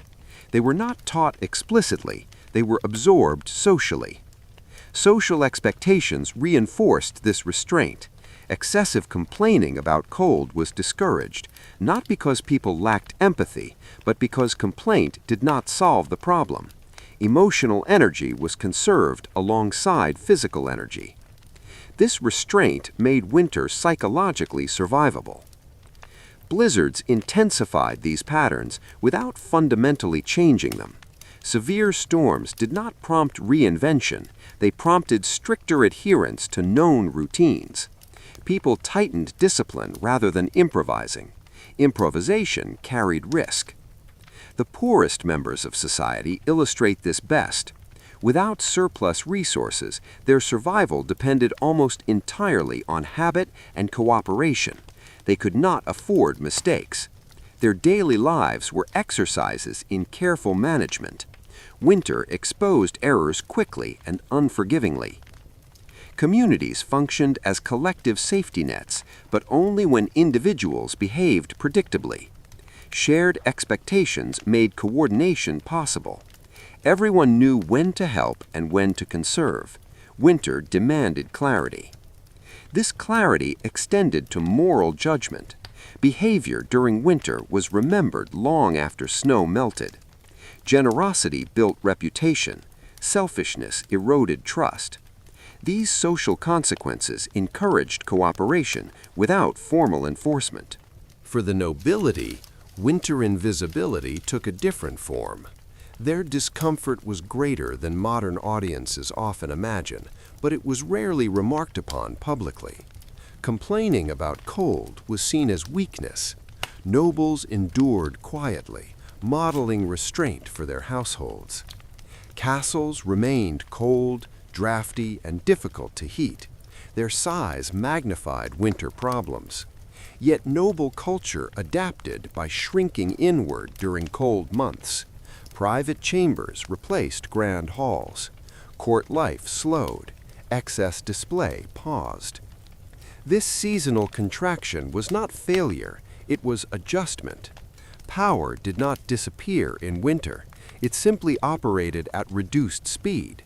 Authority learned to wait. Blizzards occasionally disrupted even this reduced rhythm, isolating estates entirely. During these periods, noble households functioned more like villages than courts. Survival tasks took precedence over politics. Hierarchy softened temporarily in favor of competence. The church played a role in making endurance invisible by framing it as normal. Winter hardship was not exceptional suffering, it was part of earthly life. This framing reduced shock and prevented despair. Acceptance functioned as psychological insulation. Medical care similarly normalized winter effects. Aches, coughs, fatigue, these were expected. Treatment focused on support rather than cure. People learned to live with discomfort rather than seek its elimination. Children raised in this environment did not perceive winter survival as hardship in the way modern observers might. It was simply how life worked. Cold was a condition, not a crisis. This perception mattered deeply. Fear was minimized through familiarity. Blizzards still frightened people, of course, especially when supplies ran low or storms lingered. But fear was managed, not indulged. Communities focused attention on immediate tasks rather than hypothetical outcomes. This task-focused mindset reduced panic and improved decision-making. Winter rewarded people who stayed present. Long-term anxiety wasted energy. Short-term focus preserved it. Over centuries, these patterns produced a society that could absorb repeated environmental shocks without collapsing. Medieval England did not thrive in winter. It endured it efficiently enough to continue functioning. This endurance did not make people stoic heroes. It made them realistic. They did not expect comfort. They expected difficulty. This expectation shaped satisfaction.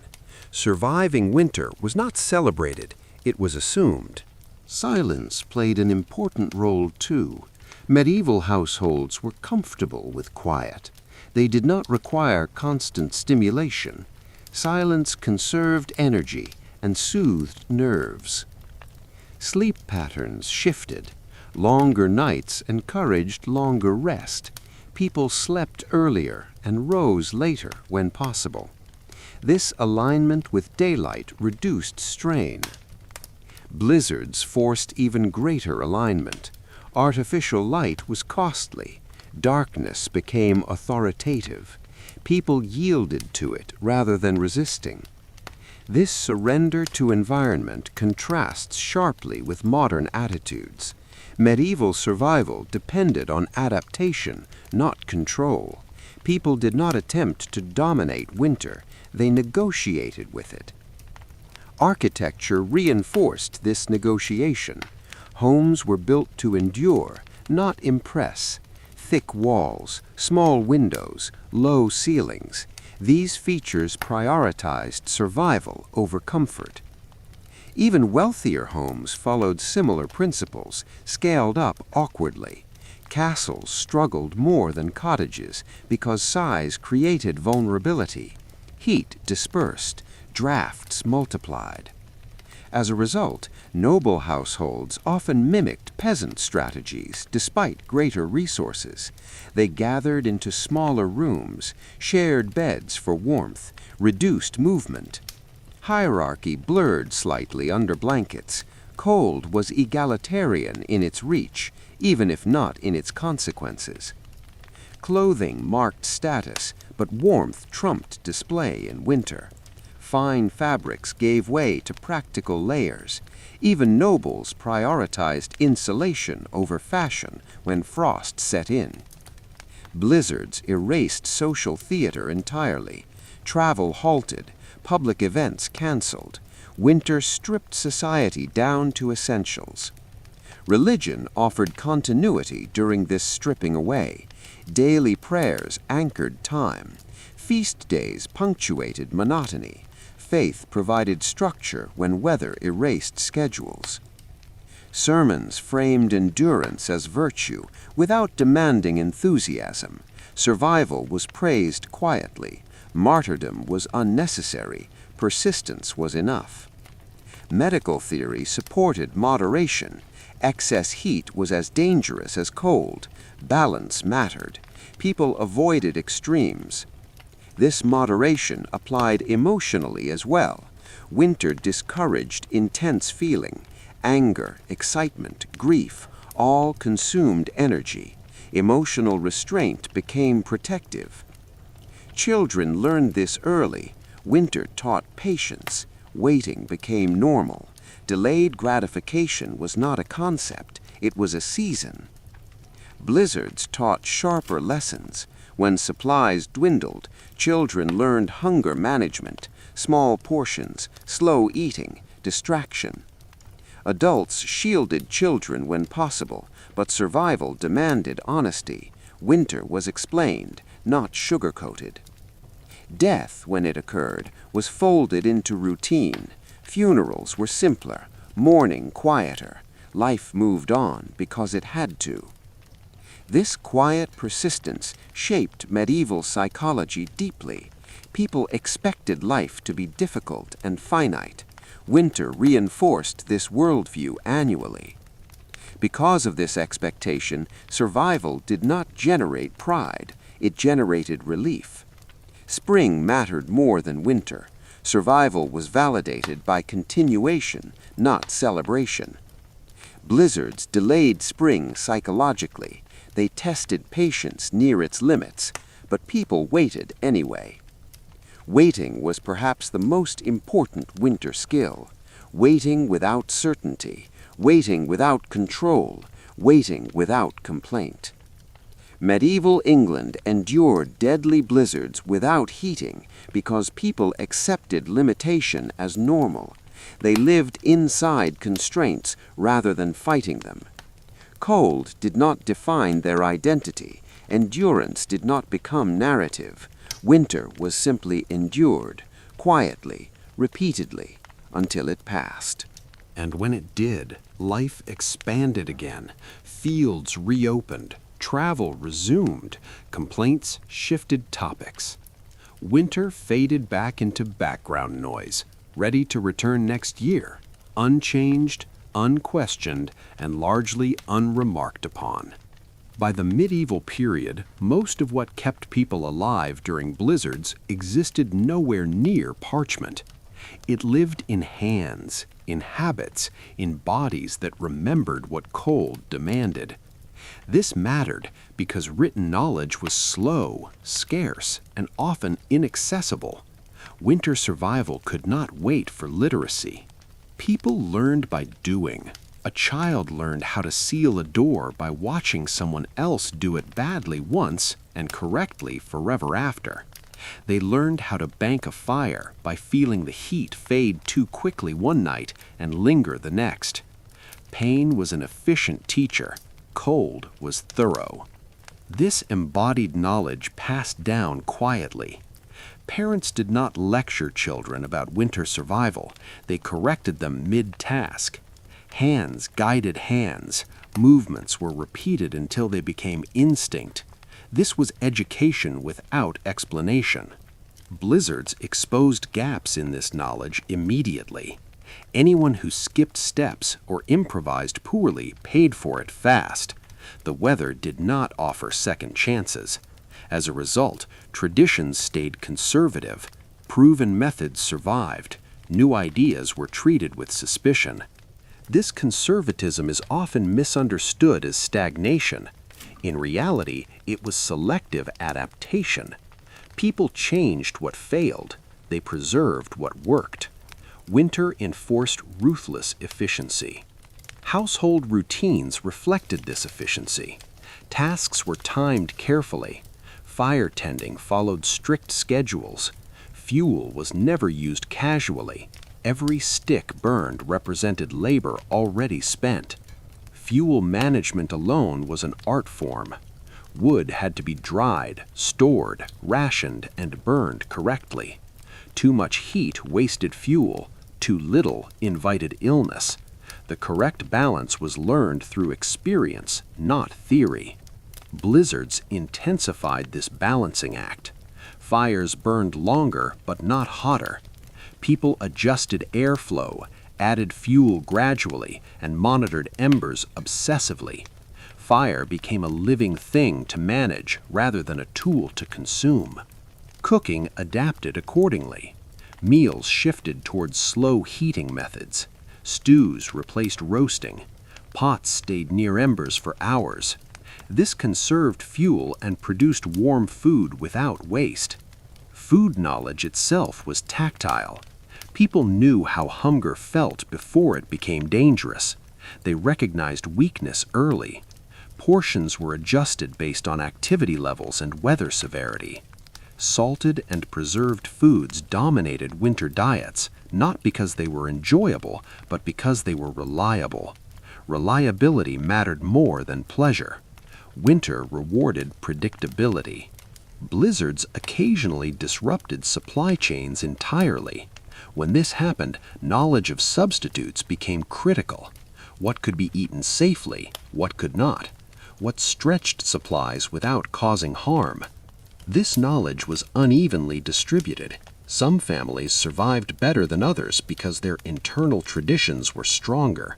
Skill disparities mattered as much as wealth. Communities corrected these disparities informally. Neighbors shared techniques more readily than food. Teaching someone how to survive winter cost nothing and protected everyone. This sharing created local survival cultures. Villages developed distinct winter habits shaped by geography, resources, and experience. These microcultures adapted faster than centralized systems ever could. And when it did, life expanded again. Fields reopened, travel resumed, complaints shifted topics. Winter faded back into background noise, ready to return next year, unchanged, unquestioned, and largely unremarked upon. By the medieval period, most of what kept people alive during blizzards existed nowhere near parchment. It lived in hands, in habits, in bodies that remembered what cold demanded. This mattered because written knowledge was slow, scarce, and often inaccessible. Winter survival could not wait for literacy. People learned by doing. A child learned how to seal a door by watching someone else do it badly once and correctly forever after. They learned how to bank a fire by feeling the heat fade too quickly one night and linger the next. Pain was an efficient teacher. Cold was thorough. This embodied knowledge passed down quietly. Parents did not lecture children about winter survival. They corrected them mid-task. Hands guided hands. Movements were repeated until they became instinct. This was education without explanation. Blizzards exposed gaps in this knowledge immediately. Anyone who skipped steps or improvised poorly paid for it fast. The weather did not offer second chances. As a result, traditions stayed conservative. Proven methods survived. New ideas were treated with suspicion. This conservatism is often misunderstood as stagnation. In reality, it was selective adaptation. People changed what failed. They preserved what worked. Winter enforced ruthless efficiency. Household routines reflected this efficiency. Tasks were timed carefully. Fire tending followed strict schedules. Fuel was never used casually. Every stick burned represented labor already spent. Fuel management alone was an art form. Wood had to be dried, stored, rationed, and burned correctly. Too much heat wasted fuel. Too little invited illness. The correct balance was learned through experience, not theory. Blizzards intensified this balancing act. Fires burned longer but not hotter. People adjusted airflow, added fuel gradually, and monitored embers obsessively. Fire became a living thing to manage rather than a tool to consume. Cooking adapted accordingly. Meals shifted towards slow heating methods. Stews replaced roasting. Pots stayed near embers for hours. This conserved fuel and produced warm food without waste. Food knowledge itself was tactile. People knew how hunger felt before it became dangerous. They recognized weakness early. Portions were adjusted based on activity levels and weather severity. Salted and preserved foods dominated winter diets, not because they were enjoyable, but because they were reliable. Reliability mattered more than pleasure. Winter rewarded predictability. Blizzards occasionally disrupted supply chains entirely. When this happened, knowledge of substitutes became critical. What could be eaten safely, what could not? what stretched supplies without causing harm. This knowledge was unevenly distributed. Some families survived better than others because their internal traditions were stronger. Skill disparities mattered as much as wealth. Communities corrected these disparities informally. Neighbors shared techniques more readily than food. Teaching someone how to survive winter cost nothing and protected everyone. This sharing created local survival cultures. Villages developed distinct winter habits shaped by geography, resources, and experience. These microcultures adapted faster than centralized systems ever could. Blizzards tested these local systems harshly. When one failed, lessons spread quickly. People noticed who survived and how. Imitation followed. The church indirectly preserved survival knowledge by stabilizing community structures. Regular gatherings allowed observation. Ritual created rhythm. Rhythm supported routine. Even superstition played a role. Certain behaviors were framed as lucky or unlucky. These beliefs often encoded practical advice. Avoiding drafts became ritualized. Conserving food became moralized. Medical knowledge remained limited, but experiential wisdom filled gaps. People recognized symptoms of hypothermia without naming it. They knew when someone needed warmth, food, or rest. Treatments focused on prevention. Once cold illness advanced, outcomes were grim. This reinforced caution. Avoidance mattered more than cure. Children internalized these lessons deeply. Winter survival became part of identity. To be competent was to endure cold properly. Failure carried social consequences. This competence was gendered but overlapping. Men and women both learned survival skills, though tasks differed. Everyone understood winter because everyone faced it. Blizzards blurred these divisions. Emergencies required flexibility. Roles adapted. Whoever could act did so. This adaptability relied on shared baseline knowledge. People trusted each other's judgment because it came from the same experiential foundation. Nobility, despite formal education, relied on similar embodied knowledge. Their tutors taught Latin, not winter management. Survival skills were learned from servants, stewards, and observation. Castles developed internal winter traditions. Certain rooms closed, certain corridors avoided. Household movement followed seasonal patterns known to residents but rarely recorded. When blizzards isolated estates, noble households functioned like large families. Practical knowledge mattered more than rank.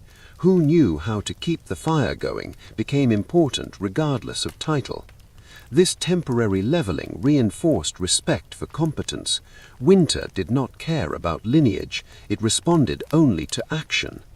The absence of written instruction also meant survival knowledge evolved continuously. It adapted without formal revision. Mistakes disappeared quietly. Success persisted. Medieval observers often search medieval texts for explanations of winter survival and find very little. This absence leads to misunderstanding. People assume ignorance where there was expertise. But expertise does not require documentation. It requires repetition. Medieval England repeated winter often. Blizzards carved lessons into memory. They punished forgetfulness. They rewarded preparation. Survival knowledge became so embedded that it felt natural. People did not think of themselves as skilled. They thought of themselves as normal. This normalization is why medieval endurance feels invisible now. It left few artifacts. Hands leave fewer records than books. Yet this invisible knowledge sustained life through centuries of cold. It kept fires burning, bodies warm, and communities intact. Medieval England endured deadly blizzards without heating because survival knowledge lived where it was most effective, in the body, in routine, in quiet repetition. It did not need to be written down. It only needed to be remembered. Chapter 16. The long winter mindset that never quite went away. By this point in medieval England's long relationship with cold, winter was no longer an event. It was a mindset, a seasonal way of thinking that settled in long before the first snow and lingered well after the last melt. People did not wait for blizzards to arrive before adjusting their behavior. The adjustment began quietly in autumn, almost unconsciously. As daylight shortened, expectations softened, ambitions shrank, energy was budgeted differently. Winter thinking crept in early, like a draft under a door you hadn't sealed yet. People slowed not because they were tired, but because they were preparing to not waste strength later. This mindset mattered as much as any physical adaptation. Medieval survival depended heavily on anticipation. Those who treated winter as a surprise suffered. Those who treated it as inevitable endured. Blizzards in this context were not shocking.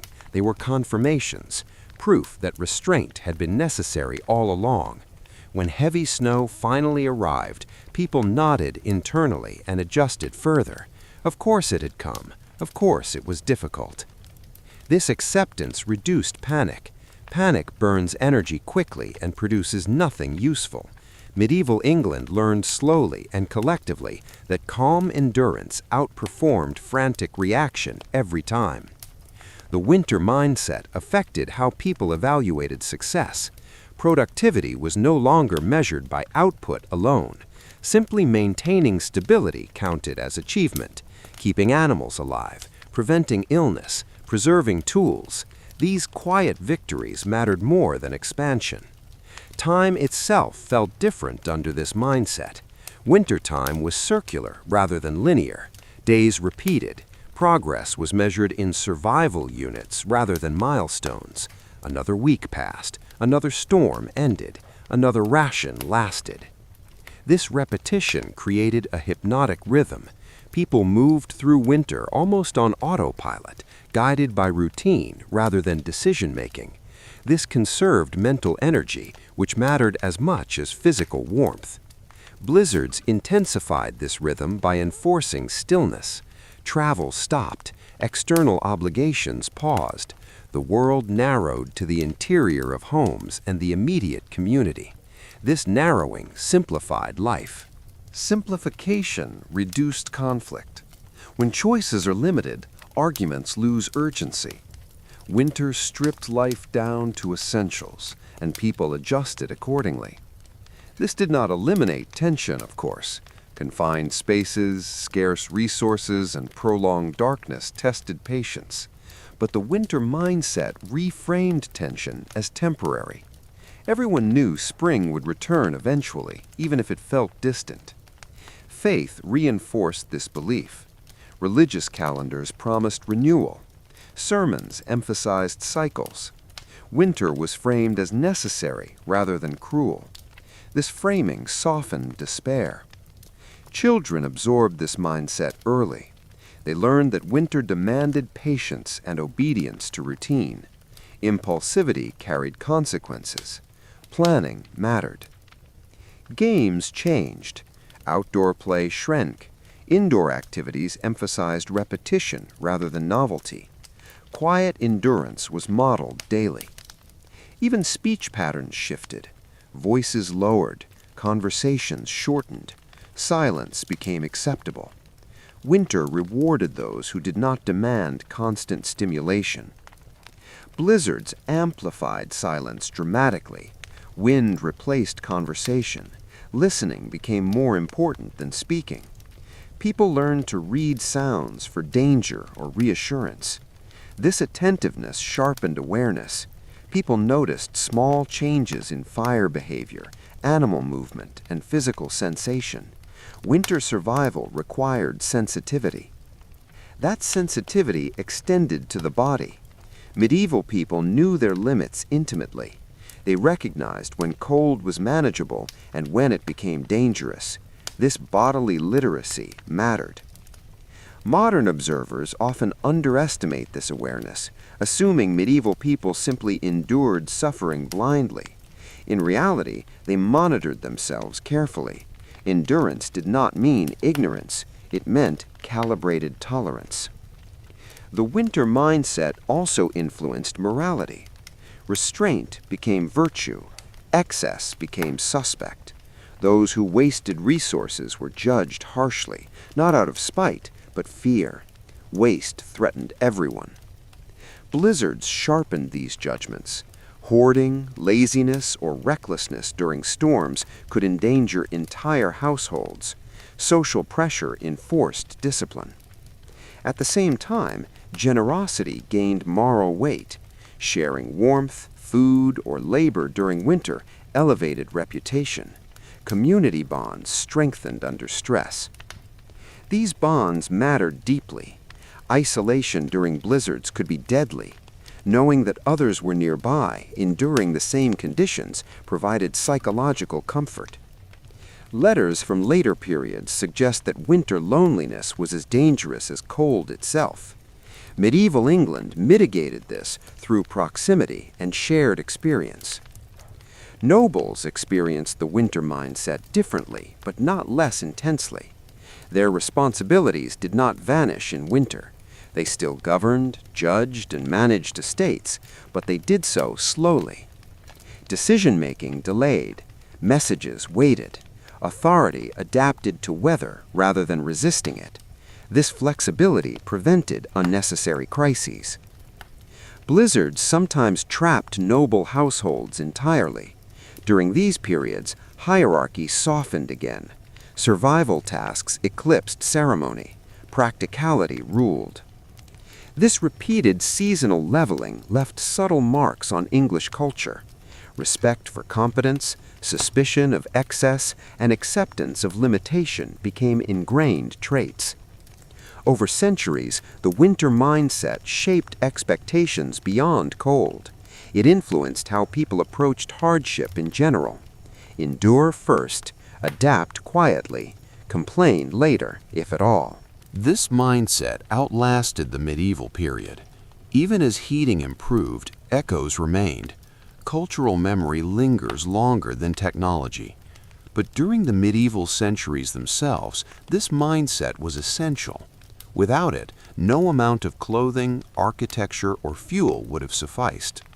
Blizzards tested material systems brutally, but they tested mental systems even more. Those who resisted winter mentally suffered more than those who accepted it. Acceptance did not mean enjoyment. No one loved blizzards. It meant realism, the kind that makes survival possible without heroics. By the end of each winter, people emerged thinner, quieter, and relieved. Survival was not celebrated loudly. It was acknowledged privately. Spring reopened the world slowly. Movement returned. Ambition reawakened, but winter thinking did not vanish overnight. It faded gradually, like snow melting in shade. Then autumn returned, and with it, the mindset crept back in. Medieval England endured deadly blizzards without heating because winter had taught people how to think, not just how to act. That way of thinking, patient, restrained, quietly adaptive, proved as insulating as any wall or fire, and it carried them season after season through cold that never needed to be conquered, only lived with. Chapter 17. When spring was the reward and survival was enough. By the time medieval England reached the later stages of winter, survival itself became the only remaining goal. Ambitions were deferred, projects paused, plans softened into vague intentions. The finish line was not triumph, it was spring. Spring was not romanticized as rebirth in the modern sense, it was practical relief. Roads reopened, animals grazed, food variety improved. Cold loosened its grip. People did not celebrate winter survival with fanfare, they exhaled. This perspective shaped how blizzards were remembered. Storms were not framed as battles won or lost, they were obstacles endured. Once passed, they faded quickly from conversation. People did not dwell on winter suffering because dwelling served no purpose. Memory was selective. What mattered was continuation. As daylight lengthened, energy returned unevenly. Bodies recovered slowly. Malnutrition and illness lingered. Survival left marks. Spring was not a reset, it was a gradual return to capacity. Communities assessed losses quietly. Animals counted, tools repaired, fields inspected, damage addressed methodically. Blame was rare. Winter was understood as an external force. This lack of blame reduced social fragmentation. No one expected perfection. Loss was anticipated. Survival was measured collectively rather than individually. Blizzards occasionally produced stories that lingered, of entire villages isolated, of heroic rescues, of tragic deaths. But these stories were exceptions. Most winters passed without narrative emphasis. This absence of storytelling frustrates modern historians. We search for drama. Medieval England left us spreadsheets of survival rather than novels of suffering. Accounts focus on outcomes, not experience. Records note shortages, price changes, mortality spikes. They rarely describe how cold felt on skin or fear in the night. This silence reflects cultural priorities. Emotional interiority was not documented because it was not the point. Survival was functional, not expressive. Spring allowed emotional release in subtle ways. Laughter returned. Social gatherings expanded. Movement resumed. Winter tension dissipated quietly. Children felt this shift most clearly. Freedom increased. Play expanded. Energy spilled outward again. Winter patience loosened. Adults followed more slowly. Bodies needed time. Minds adjusted cautiously. Winter habits did not vanish instantly. Fire management relaxed. Food portions increased gradually. Blizzards left behind a lingering humility. People did not assume future winters would be kinder. Each spring was treated as borrowed time. This humility influenced planning. Supplies were rebuilt aggressively. Repairs prioritized. Lessons reinforced. Memory fed preparation. Communities that forgot winter too quickly suffered later. Cultural memory mattered. Religion reinforced gratitude without triumph. Surviving winter was not proof of divine favor. It was evidence of endurance. Faith emphasized continuity over reward. This framing prevented arrogance. People did not view survival as moral superiority. They viewed it as shared fortune. The nobility mirrored this restraint. They did not host grand celebrations for winter's end. Court life resumed cautiously. Excess display waited. Estate management ramped up. Debts addressed. Legal matters resumed. Winter delays were acknowledged and moved past. Blizzards had delayed politics but not eliminated them. Spring reintroduced complexity. Winter simplicity gave way to social friction again. This return to complexity highlighted winter's role as temporary simplifier. Cold stripped life down. Warmth re-expanded it. Some people missed winter's clarity, the narrowed focus, the reduced expectations, but few missed the cold itself. This ambivalence shaped cultural memory. Winter was not demonized or romanticized, it was tolerated. Over generations, this tolerance became tradition. People inherited not just survival techniques, but emotional posture. This posture discouraged melodrama. Complaints were understated. Gratitude was quiet. Endurance was normalized. Blizzards fit into this emotional economy neatly. They demanded effort, but did not command narrative attention. When particularly deadly storms occurred, memory lingered longer. But even then, the emphasis remained practical. What failed? What to change? This problem-solving orientation prevented trauma from dominating identity. People acknowledged suffering without letting it define them. Modern psychology might call this resilience. Medieval people would have called it normal. The lack of heating did not produce constant crisis because expectations were aligned with reality. Comfort was not assumed. This alignment reduced disappointment. When warmth was scarce, it was not perceived as loss. It was absence. Spring brought presence. That was enough. Medieval England endured deadly blizzards without heating because survival itself was considered a complete outcome. No applause required, no lessons dramatized, no victories declared, just life continuing quietly into another season. And when the next winter came, as it always did, people adjusted again, without comment, without panic, and without pretending they had ever expected anything else. Chapter 18. The Quiet Mathematics of Not Freezing to Death. By the time winter reached its deepest point, survival in medieval England became a kind of arithmetic, not written down, not formal, but constantly calculated. Every action had a cost, every decision had a consequence. People did not phrase it this way, but they lived it daily. How much fuel was left? How many mouths needed feeding? How many days until conditions eased or at least changed? These calculations ran quietly in the background of every household. They were not stressful in the modern sense. They were familiar. Repetition dulled anxiety. The math was never pleasant, but it was known.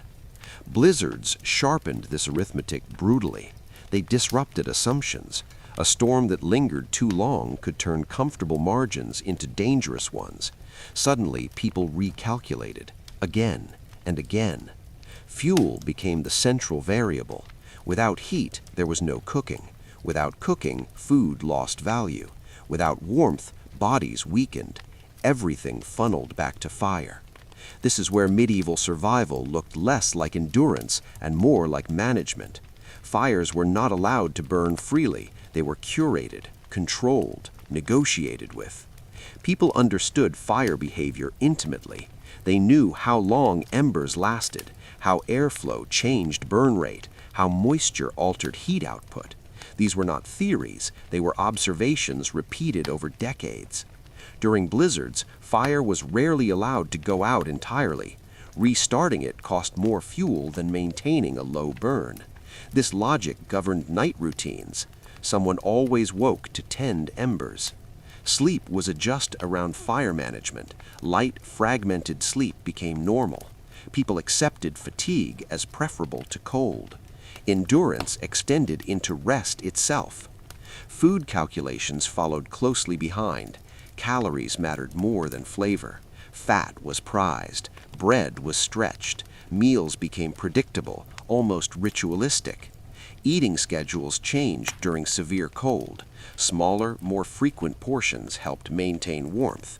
Large meals were inefficient if digestion failed in cold bodies. This knowledge was empirical. People observed what worked, what made them feel warmer, what led to weakness. Winter punished ignorance quickly. Blizzards also affected water access. Frozen sources complicated daily life. Snow had to be melted, which cost fuel. Water use was minimized accordingly. Cleanliness standards shifted. Bathing decreased. Washing focused on essentials. This was not neglect, it was prioritization. Illness management entered the calculations too. Sick individuals required more resources, warmth, food, rest. Households adjusted workloads accordingly. Children were protected when possible. Their smaller bodies lost heat faster. Adults absorbed more discomfort to shield them. This was not sentimental, it was practical. Children represented future labor. Elderly individuals posed difficult calculations. Some survived winters easily. Others required care beyond available resources. Communities navigated this quietly, without written rules. Blizzards intensified these ethical tensions. Scarcity forced decisions. But these decisions were rarely framed as moral dilemmas. They were framed as necessities. This pragmatic framing prevented paralysis. People acted. They did not debate endlessly. Winter did not allow hesitation. Communities pooled resources informally. Food shared here, fuel borrowed there. These exchanges were remembered, debts carried forward into spring. Trust mattered. Those who failed to reciprocate later lost support. Winter cooperation was not charity, it was reciprocal survival. Nobility engaged in similar arithmetic at a larger scale. Estate managers calculated grain reserves, livestock losses, labor availability. Blizzards complicated these calculations by isolating estates. Communication halted. Decisions had to be made locally. Central authority weakened. This decentralization improved survival in many cases. Local knowledge outperformed distant command.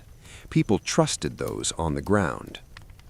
Castles, despite their imposing appearance, were logistical nightmares in winter. Their size magnified resource consumption. Heating one hall could drain fuel meant for weeks. As a result, noble households compressed themselves into smaller spaces during blizzards. Grandeur was set aside. Survival dictated layout. Servants became critical. Their knowledge kept households functioning. Hierarchy softened under necessity. Those who knew how to manage cold gained influence temporarily. Blizzards reminded everyone that titles did not produce warmth. Competence did. Medical arithmetic also played a role. People recognized when illness crossed thresholds, when intervention mattered, when it did not. Without modern medicine, survival depended on timing. Early warmth saved lives. Late care rarely did. This sharpened vigilance. People watched each other carefully. Pale skin, slowed movement, slurred speech. These signs triggered action. This attentiveness fostered intimacy. Winter forced people to notice each other deeply. Indifference could be fatal. The mental load of constant calculation might seem exhausting, but repetition reduced strain. Winter thinking became automatic. This automation is why medieval endurance appears passive from the outside. In reality, it was active management performed quietly. Blizzards did not inspire heroics because heroics wasted energy. Consistency mattered more. The quiet math extended to emotion. Fear was allowed, but limited. Panic consumed resources. Calm conserved them. People learned how much fear was useful, enough to motivate caution, not enough to paralyze. Storytelling during winter reinforced this balance. Tales emphasized patience, survival, endurance, without drama. Religious language echoed this restraint. Suffering was acknowledged, not exalted. Endurance was praised, not martyrdom. This emotional moderation protected mental health. Winter depression existed, but it was mitigated by expectation. People anticipated difficulty. Modern audiences often assume medieval winters were unbearable because they imagine modern expectations imposed on past realities. But expectation shapes experience. When comfort is assumed, its absence feels catastrophic. When discomfort is expected, it becomes manageable. Medieval England expected cold. Blizzards did not violate assumptions, they confirmed them. This alignment between expectation and reality reduced psychological shock. Shock kills as effectively as cold. Survival, then, was not accidental. It was calculated daily, quietly, without notation. People who failed at this arithmetic disappeared from records quickly. Survivors passed knowledge forward. Over centuries, this math refined itself. It became culture. Medieval England endured deadly blizzards without heating because people learned how to count what mattered and ignore what did not. They counted warmth, time, energy, trust. They ignored comfort, pride, excess. And in that careful accounting, season after season, they kept themselves alive long enough for winter to end again. Condition and started acting like a character in people's lives. Not a villain exactly, more like a stern, ever-present supervisor. It did not shout, it did not threaten, it simply watched, waiting for mistakes. People adjusted to this presence psychologically long before they adjusted physically. Cold taught patience, it taught humility, it taught a particular kind of self-awareness that modern life rarely demands. You learned very quickly what you could endure and what you could not. You learned how far you could push your body before it pushed back. Medieval England did not produce many illusions of invincibility. Winter corrected those early. Blizzards, especially, stripped away fantasy. They exposed weakness in buildings, planning, relationships, and temperament. A person who panicked became a liability. A person who sulked slowed everyone down. Emotional regulation became a survival skill. This is one reason medieval accounts rarely dwell on fear. Fear existed, obviously, but it was managed. Cold encouraged emotional compression. Big feelings cost energy. Energy was scarce. People learned to feel quietly. Anxiety was folded inward. Frustration was redirected into repetitive tasks. Even grief was expressed with restraint during winter months. There was time to mourn later, when survival was not in question. This restraint did not make people unfeeling, it made them focused. Emotional expression was not suppressed out of shame, but delayed out of necessity. Blizzards rewarded this discipline. Households that stayed calm conserved fuel, made better decisions, and avoided accidents. Those that spiraled emotionally often spiraled practically. Over time, this link between emotional control and physical survival became culturally reinforced. Calmness became respectable. Excessive emotion became suspect. This cultural preference extended upward into leadership. Lords who lost their composure during winter lost credibility. Stewards who remained steady earned trust. Nobility, despite their wealth, were not insulated from this expectation. Their discomfort was real. Their reactions were observed. A lord who complained too loudly about cold looked foolish, not sympathetic. This expectation shaped English notions of authority. Leadership was associated with endurance rather than charisma. The ability to persist quietly mattered more than dramatic gestures.